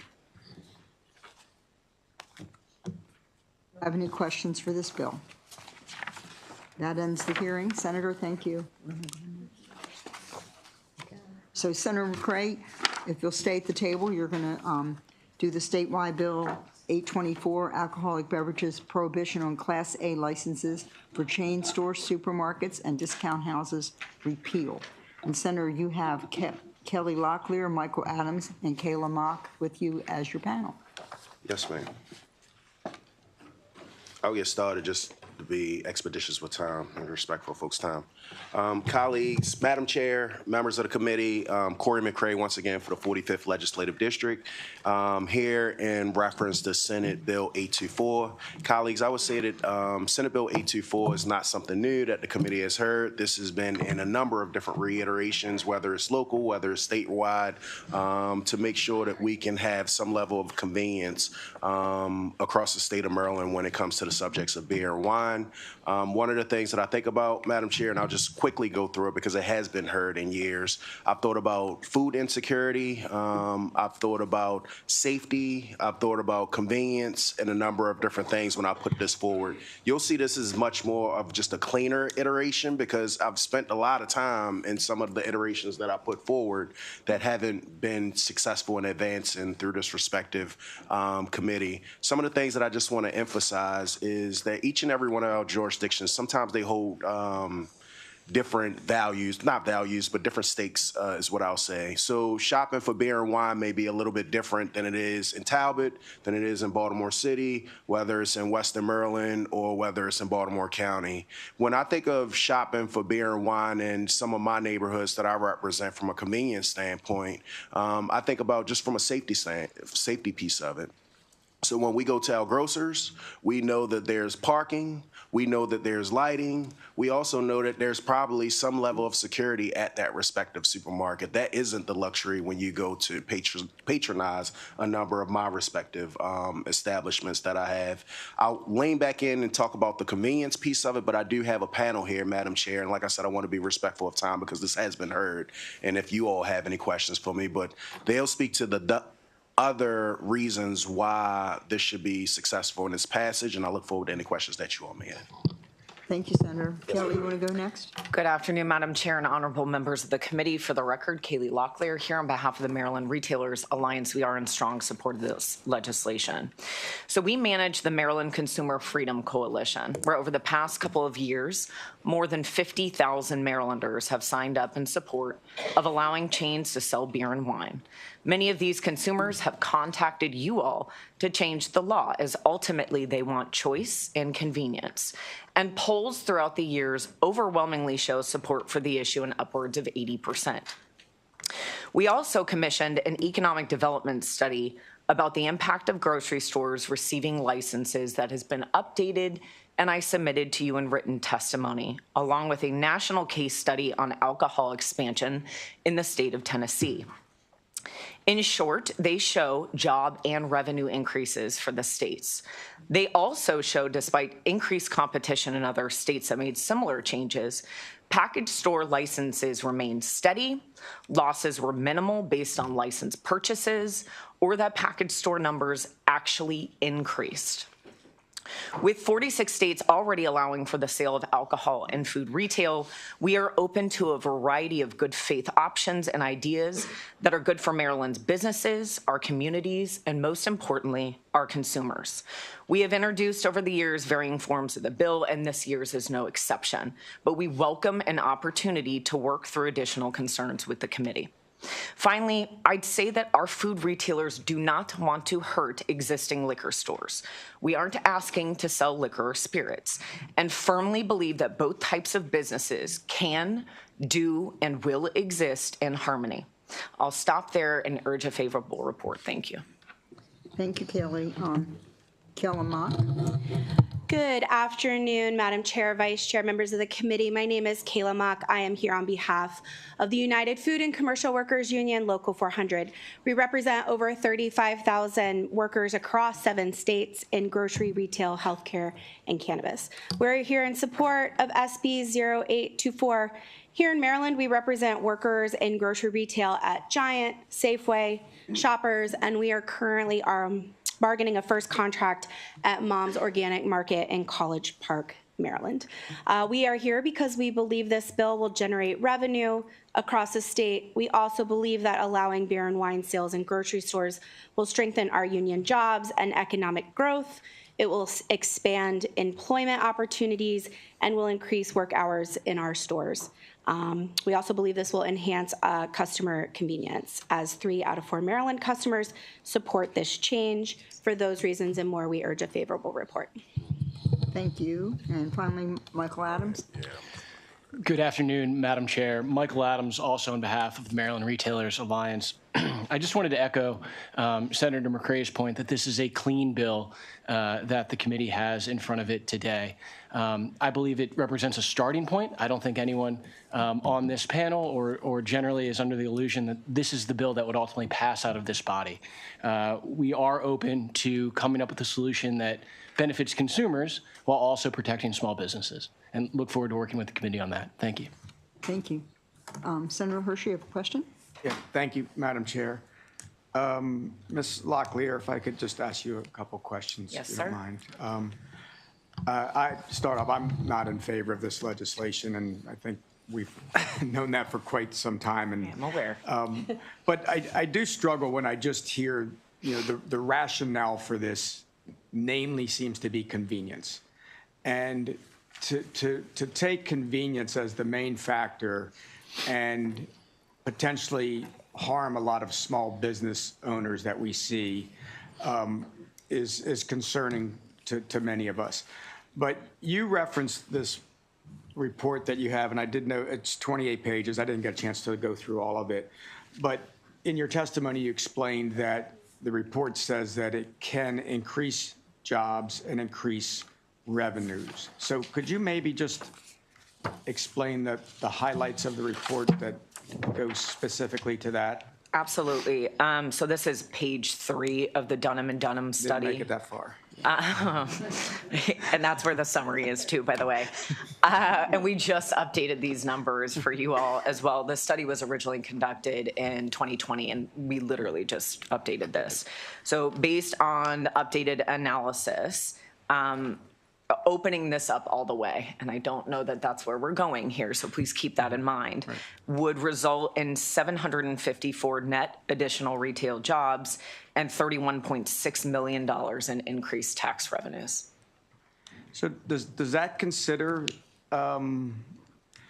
the possible, as I'm sure we're going to hear from the unfavorable panels, that this puts an undue amount of competition against smaller retailers?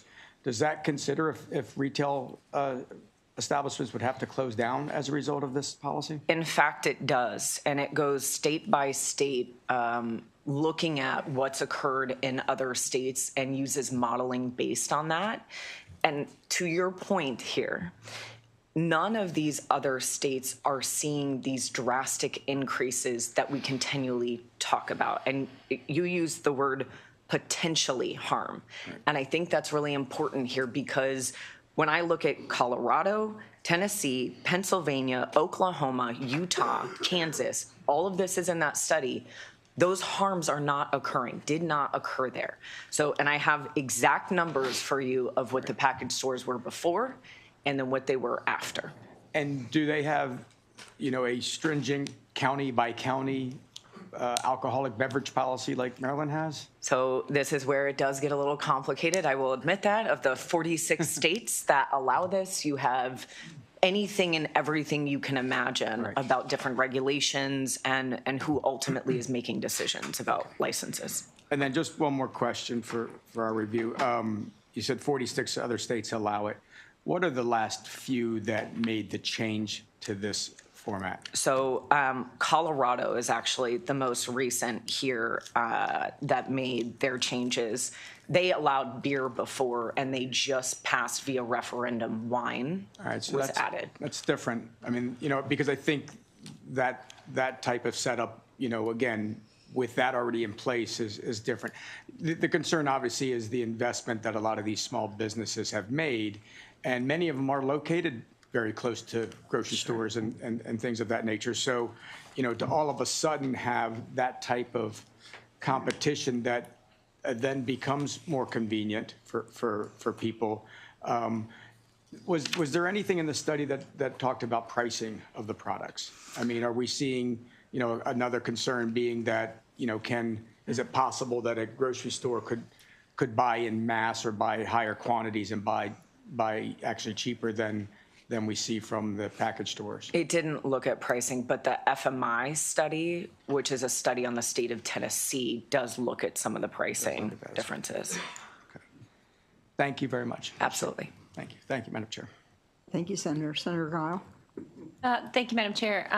Just to follow with that similar line of question, Kaylee, I see in the report, and I apologize, maybe this was addressed when I had stepped out in the beginning, but it says on the first page of the report that it's a draft, November 12th, 2024.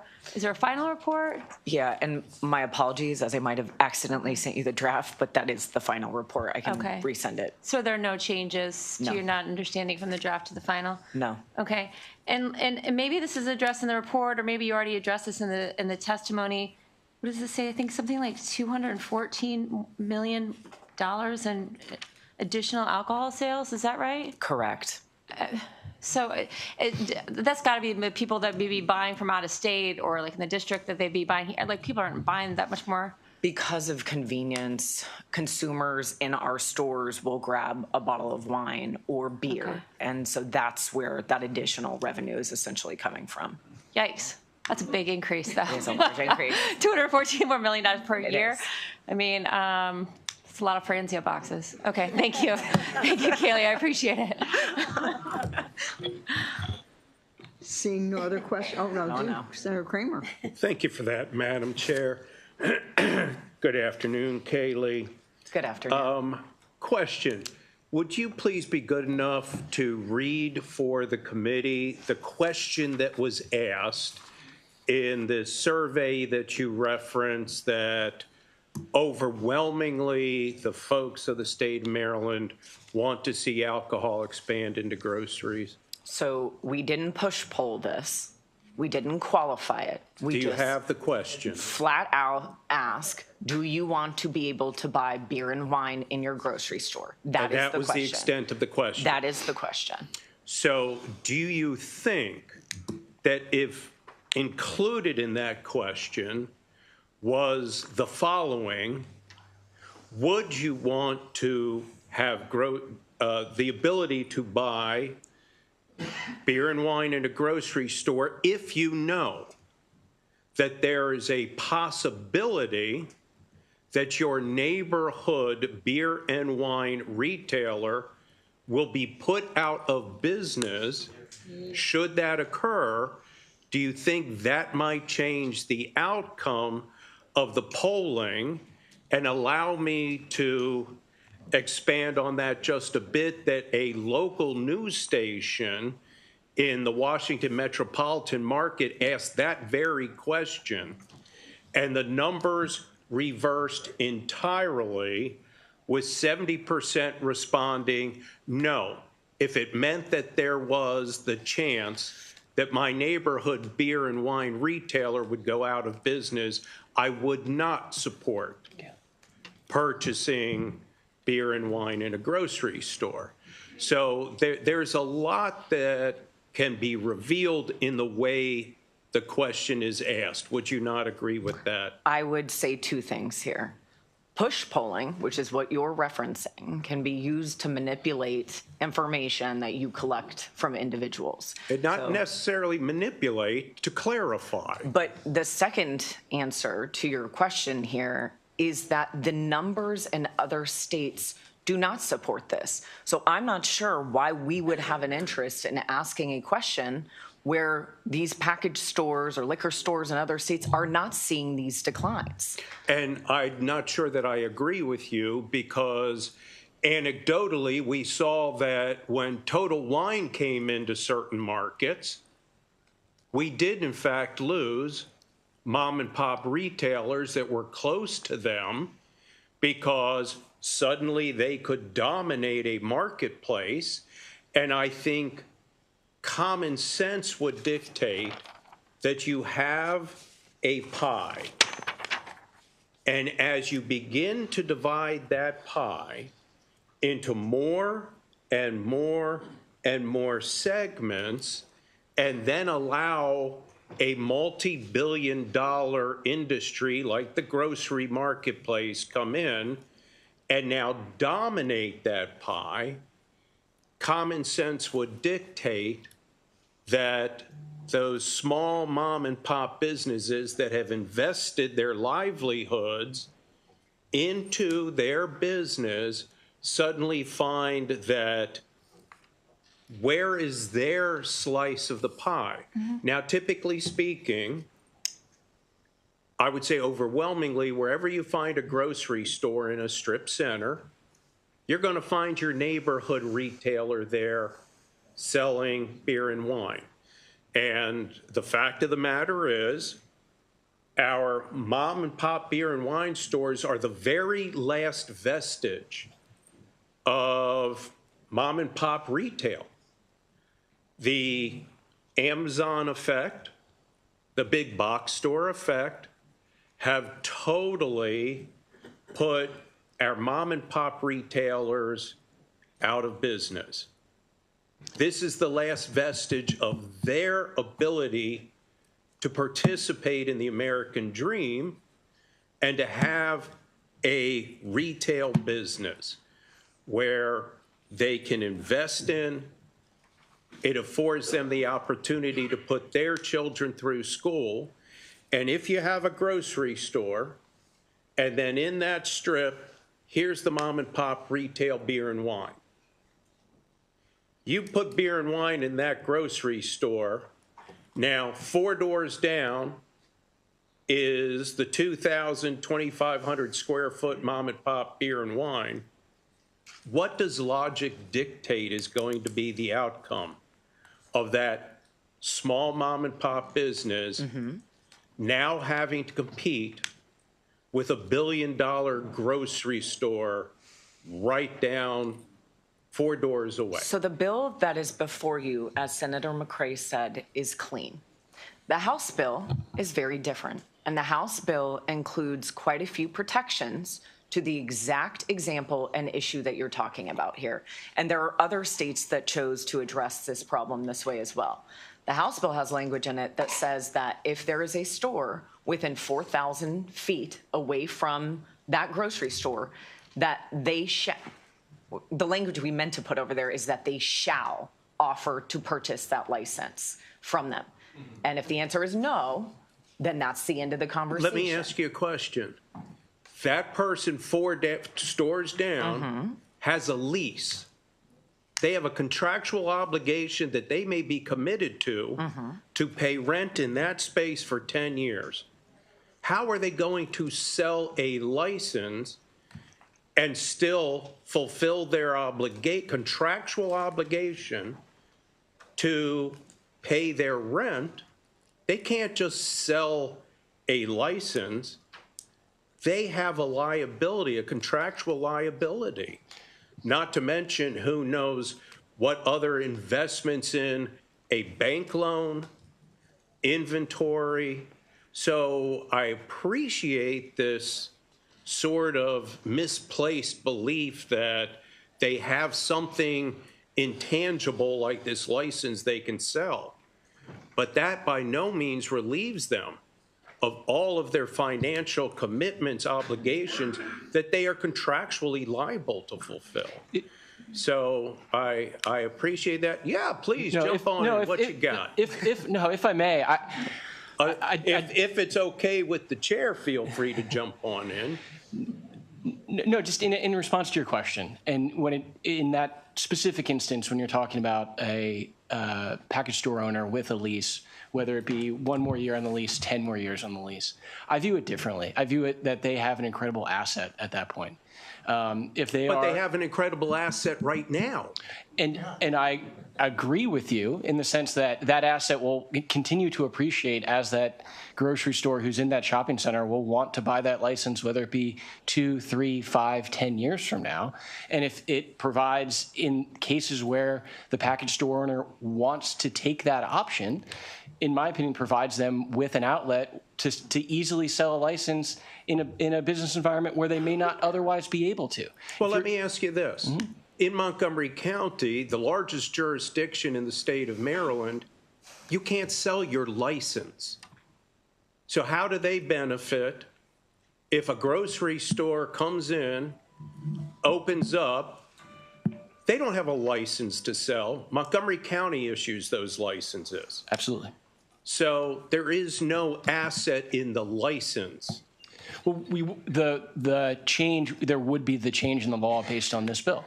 And Montgomery County is an interesting example because Montgomery County sort of has its own bespoke system, for lack of a better term.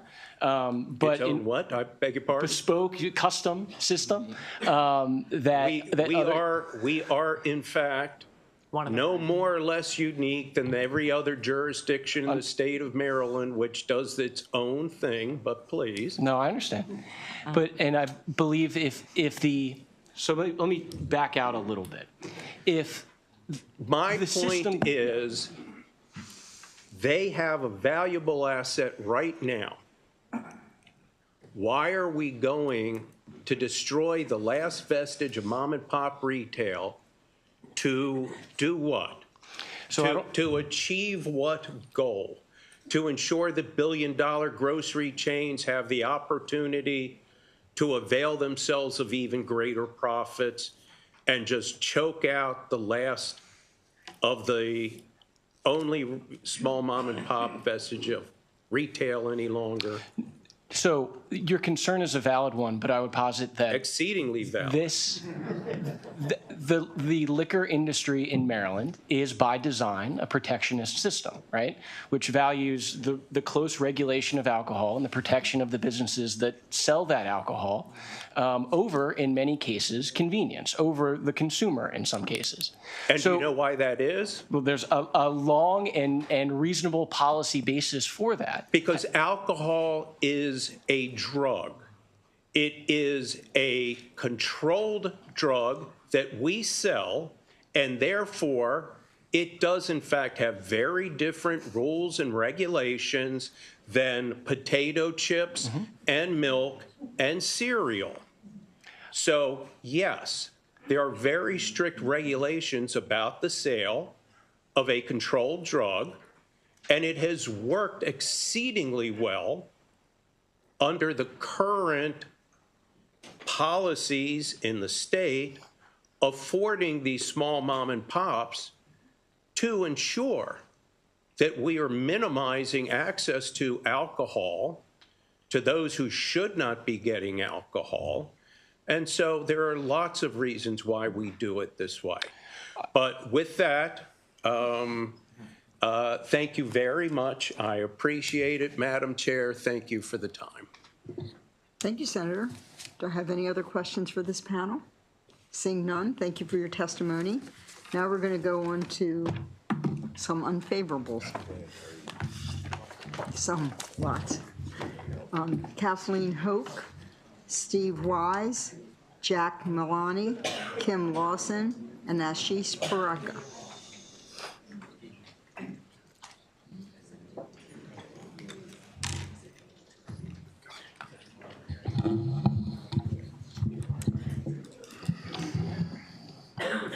Anyone can start. Okay. Good afternoon, Madam Chair, Mr. Vice Chair, members of the committee. I'm Kathy Hoke, a professor at the University of Maryland Carey School of Law and executive director of the Legal Resource Center for Public Health Policy. I am the public health voice at the table today. I'm here with some alcoholic beverages industry folks, which is not very common, but great to do on a Friday afternoon in particular. I just want to place, and I think many of you have talked around the issue somewhat indirectly, but public health is all about balancing, right? And we're balancing, what are the risks of the legislation versus the benefits of the legislation. The benefits here are so razor thin and inconsequential as to not weigh much in that balance. The convenience of being able to pick up a bottle of wine at your grocery store when you can probably walk out of your grocery store and go right next door and find that bottle of wine is certainly not sufficient to overcome the public health harms associated with, if this report is right, hundreds of millions of dollars more in alcohol sales in our state certainly doesn't contribute from a public health perspective in a positive way. We're actually about in the middle of the country as far as data about the risks and harms associated with alcohol use in our communities. We don't want to drop and become more of a problem here. I just want to point out two other things. In addition to the harm, the economic harm to the small businesses that you've talked about and that you hear more about, you're going to hear about the community and public safety implications of increased access to alcohol, increased use of alcohol from one of my law students. But I want you to also keep in mind people who are living in recovery. And in our state, there are tens of thousands of people who have obtained their sobriety. And they should get to go into the grocery store or stop on a road trip in Southern Maryland at a Dash-In or wherever and pick up their snacks or their dinner and not have to face the demon that they've successfully fought or are in the process of fighting. And so from a public health perspective, let's keep those folks in mind as well. Moreover, this bill doesn't give us more enforcement dollars for the locals we've heard from all day to go out and conduct youth access enforcement. So for these reasons, the public health community really urges an unfavorable report on SB 824. Thank you. Thank you. Mr. Wise. Thank you, Madam Chair. Steve Wise on behalf of the Maryland State Licensed Beverage Association in opposition to the bill. In respect of the committee's time, one thing we've done at these hearings in the past and again today is we don't put up everybody that would like to be here and testify. Instead, they are here, and with your permission, Madam Chair, I would just like them to stand and be acknowledged in lieu of testimony. Mr. Wise, I'm so happy they're not all testifying. So thank you all for being here. We see you. Thank you. Yeah. Okay, thank you very much. And I'm just going to make a couple of points in response to some things that were said by the proponent panel. Most notably, the assertion that there is no evidence in other states that this has harmed small independent stores is belied by the fact in a Denver Gazette article, which we sent around, dated December 3rd, 2024. I'll just read you a couple sentences. Dozens of independently owned liquor stores have closed, and the way they described it with the new law in place, they were to the edges of fiscal solvency by grocery store chains that sustained penny profits until they emaciated their competition. I also note, I found it interesting that the food and commercial workers were here testifying in support of the bill because in that same article, The food and commercial workers in Colorado have asked for legislation to be introduced because they're offended at the fact that the supermarkets didn't hire new people to stock their shelves. Instead, they have such market power that they tell the distributors, get in here and stock my shelves. So how they support the bill, I think they need to talk to the local president in Colorado. Final point I'll make is this. This argument, as Senator Kramer alluded to, that the pie somehow will grow is just not borne out in Maryland or anywhere else across the country. Maryland, may I just finish, Madam Chair? In the last 6 years has lost 10% of alcohol sales. That's because of people drinking less, believe it or not. I don't subscribe to that theory, but, and the use of cannabis has cut into that. They are not suddenly going to make up that 10%. And guess what? That trend is true in the states that sell beer and wine in the supermarket also. So it's not just Maryland, where this would suddenly be a magic formula. That's borne out across the other states. I thank you for the extra time. Thank you very much. Mr. Malani. Madam Chair, Mr. Vice Chair, members of the committee, Jack Malani, licensed beverage legislative coordinator, also in Monahan's Pub in Woodlawn, and have been there since 1989. We have 23 employees. It's almost like a family because, some of my employees have been with me over 30 years. So the only thing I would say to you is that, not to get real personal because you guys have heard it, but it kind of grates me when people tell me that the loss of business will be minimal. It won't be minimal to myself and my partner and our families because part of my retirement is one day being able to sell it at market value. They talk about buying the license in the House bill. Well, if I don't agree to their terms, they can go and get a license. That doesn't sound like a great deal to me. If I'm not willing to sell it at bargain basement, they're just going to go get a license. One of the other things I would say, and kind of expanding what Senator Kramer talked about, I have a lot of folks that, I deal with because I run some lacrosse and football leagues, and people have come up and said, Jack, what's this bill really do? I said, well, what they're not telling you, it takes away the prohibition. It's not about going to your Safeway and getting beer and wine. It's going anywhere. They don't talk about the gas stations, big box retailers, all the different pharmacies. And I tell them, just think of any commercial strip where you live and think about all the places this opens up. Now, who knows how many are going to be open, but I'm not going to sit there and tell you that I have the confidence to feel that I can compete against a Safeway or a Sam's Club because I don't have the money and I don't have the know-how. And a lot of people are just going to go out of business. And quite honestly, I'm not going to say everyone will be, but who wants to be the person who has to know that we may be one of them? I mean, I almost feel, unfortunately, my wife works for the federal government, and now I understand what she's going through because they're every day waiting to see if they're next. So for those reasons, I would urge an unfavorable. Thank you, Jack. Kim Lawson. Thank you, Madam Chair and members of the committee. My name is Kim Lawson. I own Fish Paws Marketplace in Arnold, Maryland. We are a third-generation alcohol retailer in Anne Arundel County, and our license dates back to 1935. We employ between 20 and 25 people with employee benefits, paid time off, IRA plan, and we pay all our employees over minimum wage. We are truly small business, and we contribute to the local community. We donate a minimum of $10,000 yearly to local charities. We also partner with Baltimore Washington Medical Center Foundation, and last year we raised $21,000 with the Corks for a Cause event that we did with them. Our plan is to do $60,000 this year for their 60th anniversary. We also support not just local entities in our community, but our local breweries, our local distillers, our local wineries. We carry over 200 such local products. This is something that the grocery chains are not going to carry. They're only going to be carrying the best-selling SKUs. So it's also going to hurt the local alcohol providers in our state. Every shopping center has a small business right next to a grocery store. So we just ask that you do not support this bill and continue to support small business. Thank you for your consideration. Thank you, Kim. Ashish? Good afternoon, Madam Chair and the members of the committee. My name is Ashish Parikh. Thank you very much for you supporting us to be in the business. This is my 22nd year in the industry. I came to this country of living American dream, and I was young that time, worked hard, make sure I was available at the store, open to close, serve the community. And as an owner, we were responsible because like senators and most of you said that it is a restrictive item, control item. We made sure that we have never served any minor in our tenure of 22 years. And that is how responsible we are when we check the IDs. We make sure that everybody, right person is served. And we stayed in this state. We were able to live in this state and able to pay the taxes and get our kids grown up and pay their education. Now this time when my kids are in college and we are paying heavy college fees, it is a time and it is painful that we are at the threat that losing a business would put us in a very bad situation.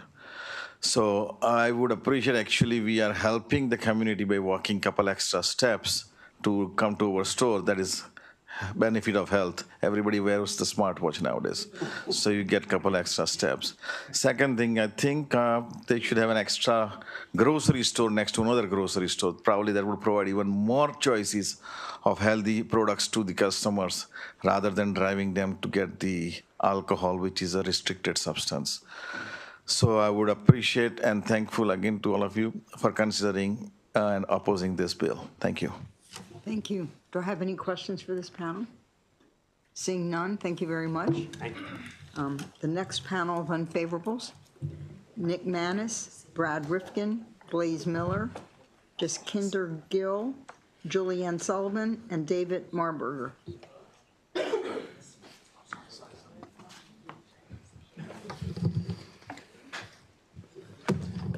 Thank you, Madam Chairman, members of the committee. Nick Manis here representing the Maryland Beer Wholesalers Association. We're made up of 23 family member operations. You have a letter from Dan Hoos from Bob Hall in Prince George's County. Unfortunately, he couldn't make it today. If this bill truly increased sales, the Maryland Beer Wholesalers would be supporting this. And as I was shocked to hear that if you allow chains, it would increase sales by $214 million. Again, we'd be jumping up and down and saying, please pass this. Maryland is one of the lowest states as it relates to consumption. And I think from your standpoint, elected officials, as it was said, you probably want to keep it that way. You know, we're pretty good at self-regulating ourselves. I know that Jeff Kelly and his department's in the back room. Whenever there's a problem within the industry, either we'll get a call from him and say, you better fix this problem. If the retailers have a problem with something that the wholesalers are doing, they'll call us up, we'll fix it. If we're having a problem with what they're doing, we'll call their representative and they will fix it.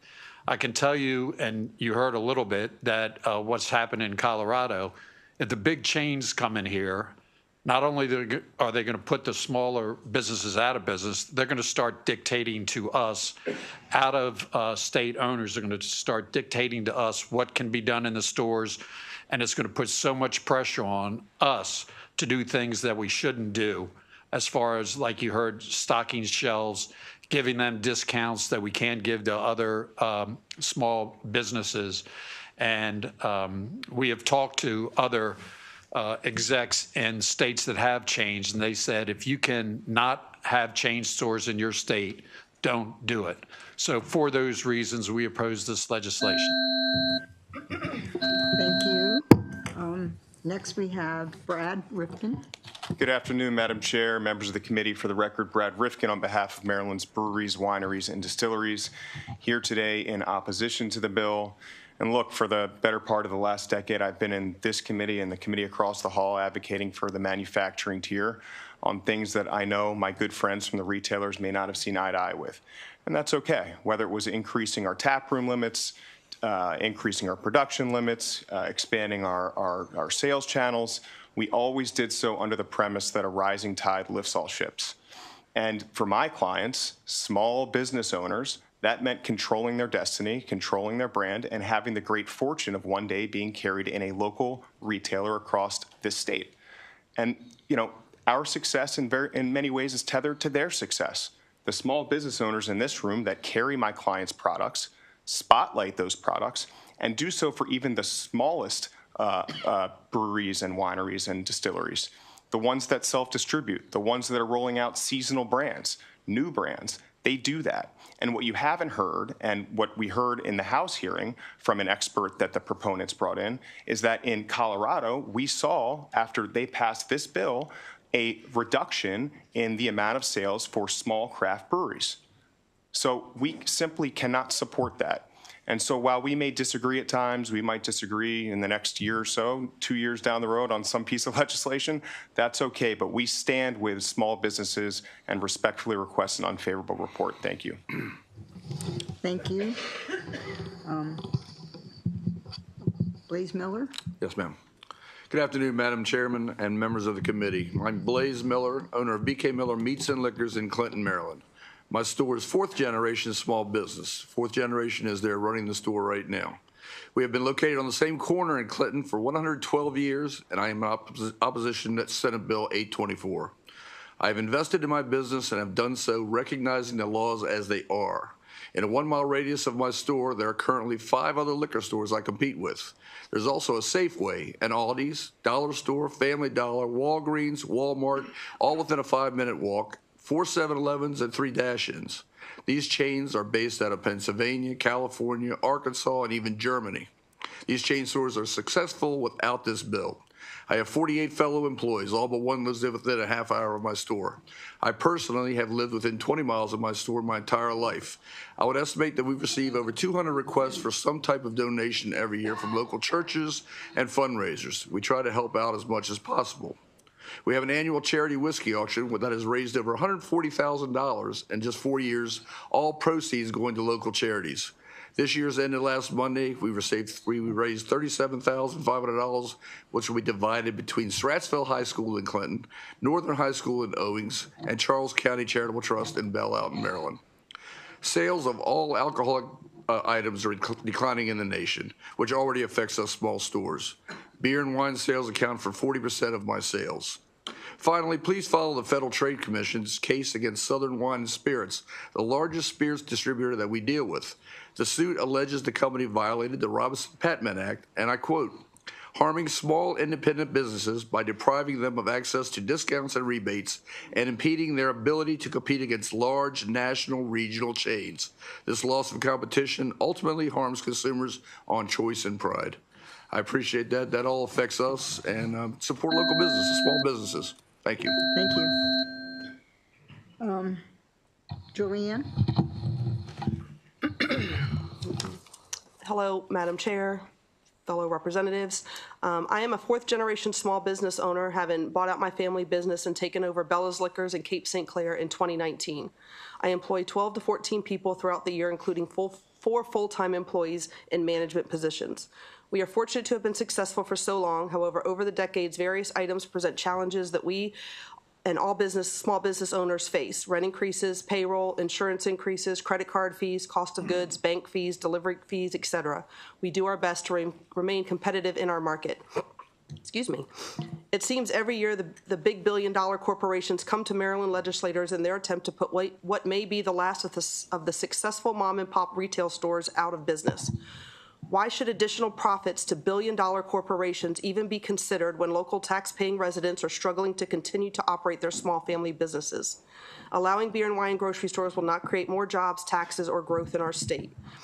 Chain grocery stores will not add additional jobs. Their business model already has a manager, night manager, assistant manager, cashier, stock person, etc.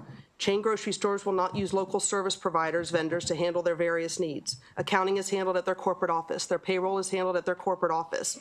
Their HVAC, plumbers, electricians are all typically companies that are on national service contracts from their corporate office, and all are typically located outside of Maryland. Chain grocery stores will not support local distributors. They will negotiate large volume purchases on a regional or national level and demand huge discounts for shelf placement in their stores. Beer and wine comprise approximately 65% of my alcohol sales. Losing even a quarter of those sales would force me to reduce my employment count, reduce or eliminate the benefits I provide, and yes, possibly go out of business completely. There is no need to have beer and wine in grocery stores besides the convenience factor. There are plenty of locally owned liquor stores throughout our state and provide access to alcohol, which is a drug. We are one of the last of the successful brick and mortar retail stores. I ask your support to ensure we do not disappear like family-owned grocery stores, hardware stores, bookstores, pharmacies, convenience stores, etc. Please say no to this bill. Thank you. Thank you, Julianne. Jaskinder Gill. Yes, good afternoon, Madam Chair and committee members. I came this country 40 years ago and worked for Pizza Hut for 25 years. All those years, my invested retirement savings, which was close to $400,000, I put those investments, savings in this business, plus we got a loan for $870,000 to open the business. This business is my retirement because I don't have any other retirements left. And local basis, we always helping the small, as a small business to the schools, the churches and the police departments, anybody, any community, people, they need help. So my request is strongly opposing this bill because I'm now 63-year-old and I was waiting for one day I can sell my business and retire comfortably. Thank you. Thank you. And finally, David Marburger. Thank you, Madam Chair, members of the committee. My name's David Marburger. I own Bay Ridge Wine and Spirits, Kent Island, in Stevensville, Maryland, and Queen Anne's County. The testimony I prepared at this point is basically would be redundant thanks to the thoughtful testimony of the previous panels as well as the astute questions, Senator Kramer. I would not only add that I am personally guaranteed on my lease, but I am also personally guaranteed on my business loan. But what I would like to do is I'd like to share a text message that I just went back and forth with when the proponents were giving their testimony. I'm a member of a trade organization that has members in many states. We have several members in the state of Colorado. I won't bore you with all of it, but so far we are down around 200 stores. What is crazy is about 600 are currently on credit hold. Credit hold is basically the kiss of death as a retailer, which means you're about to get cut off by all your suppliers, and you therefore cannot buy any alcohol. And we're expecting another 300 to 400 stores to close in the coming years. So that was from today. So to say that there's no evidence coming out of any other states, I think is a misnomer. There's obviously a lot of evidence coming out. So with that, I would please request an unfavorable report of Senate Bill 824. Thank you. Thank you. David, are you second generation? Second, and my son is now Your son is third, third. who's also active. Yeah. Thank you for your testimony. Do I have any questions for this panel? Seeing no questions, we're going to call up a few more people. Thank you. Eli Brentberg Smith and Jacqueline Ellis. It's the last two unfavorables.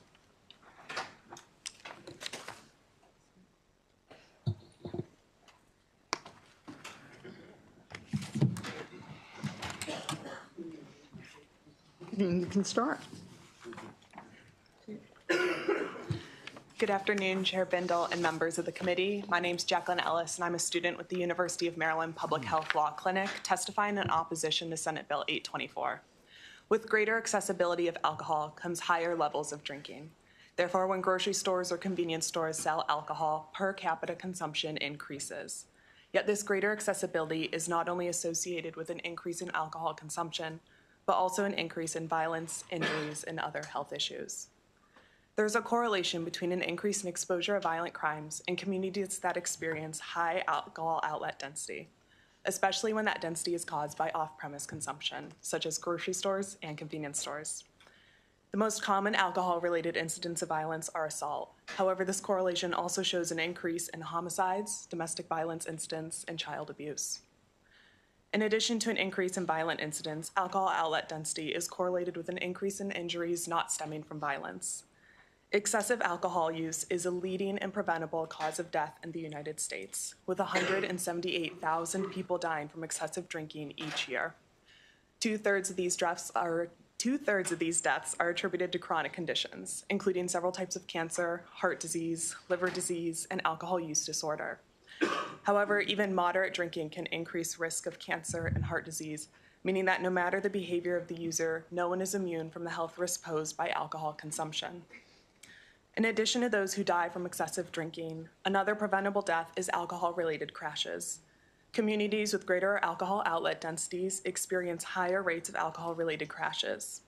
Drunk driving crashes account for nearly 1/3 of all traffic fatalities in Maryland, and within the past 5 years alone, 800 Maryland residents have lost their lives in crashes involving an impaired driver. For these reasons and other health concerns outlined in our written testimony, we request an unfavorable report on Senate Bill 824. Thank you. Thank you. And to the last witness of the day. Thank you, Madam Chair and committee members. My name is Eli Brightberg Smith, and I represent the Maryland Distillers Guild as the president, and I also am the co-founder of the Baltimore Spirits Company. And it's interesting to be in this room, as kind of makes you feel how small and big you are, because I'm surrounded by all of the people that I depend on for my business to succeed. As a small craft alcohol producer, we depend on small independent liquor stores to actually help us sell our product to people, and there's just no chance that the big chain grocery stores are going to have somebody in there that is knowledgeable about your product, like we really depend on. And just put it into two other ways. It threatens us by threatening our partners. And also, we've talked a lot about convenience, and obviously, convenience is something that's been put forward as a reason to get this bill through. But in fact, convenience is a killer in this instance, because as a liquor producer, we're completely left out. And if the convenience is that you go to a grocery store and get a bottle of wine or a case of beer, and then you go home, you're most certainly not going to go down to the next store and get your craft alcohol, which is made here in Maryland, often with Maryland grain, and by many small business owners that have second jobs and things of that sort. And I'll say that we also are proponents of responsible drinking. We're not trying to increase sales by $214 million. So with that, I'll end my testimony, and I urge unfavorable report, and thank you for your time. Thank you very much. Do I have any questions for this panel? Thank you for your testimony. Thank you for your patience. We do have Senator Charles, Senate Bill 542, Alcoholic Beverages Industry Study. Senator Charles? Just in time, Senator. We were finishing for the day. Well, hopefully I'll make this quick. For the record, I'm Senator Nick Charles, here in favor of Senate Bill 542. Good evening, Madam Chair, Vice Chair Hayes, and honorable members of the Finance Committee. For the record, I'm here to address some of the structural issues that we see in Prince George's County. When we look around at the liquor distribution, the three-tiered system, when we look at the ownership of the stores within Prince George's County, we see that through the demographics of the county, based off the ownership and the ownership of the distribution companies, we don't really see a max participation from the demographics of Prince George's County, the majority demographics.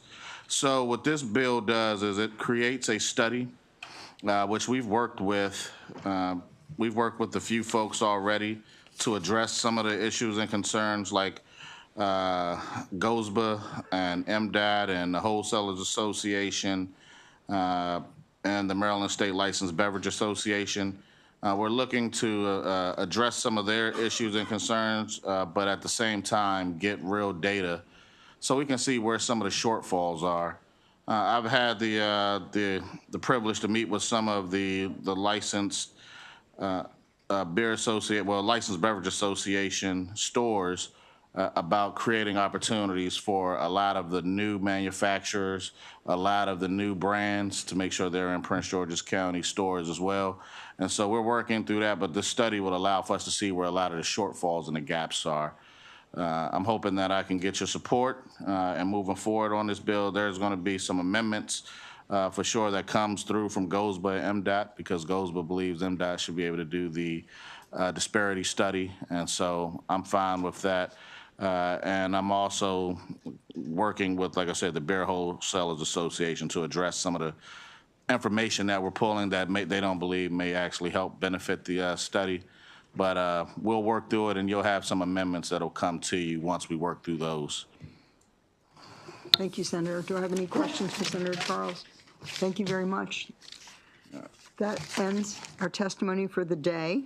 We all did really well. Thank you all for staying on a Friday afternoon and getting this done. Remember, next Friday, we will have bill hearings. This is, I think, the next 2 Fridays. So thank you very much. Have a good weekend.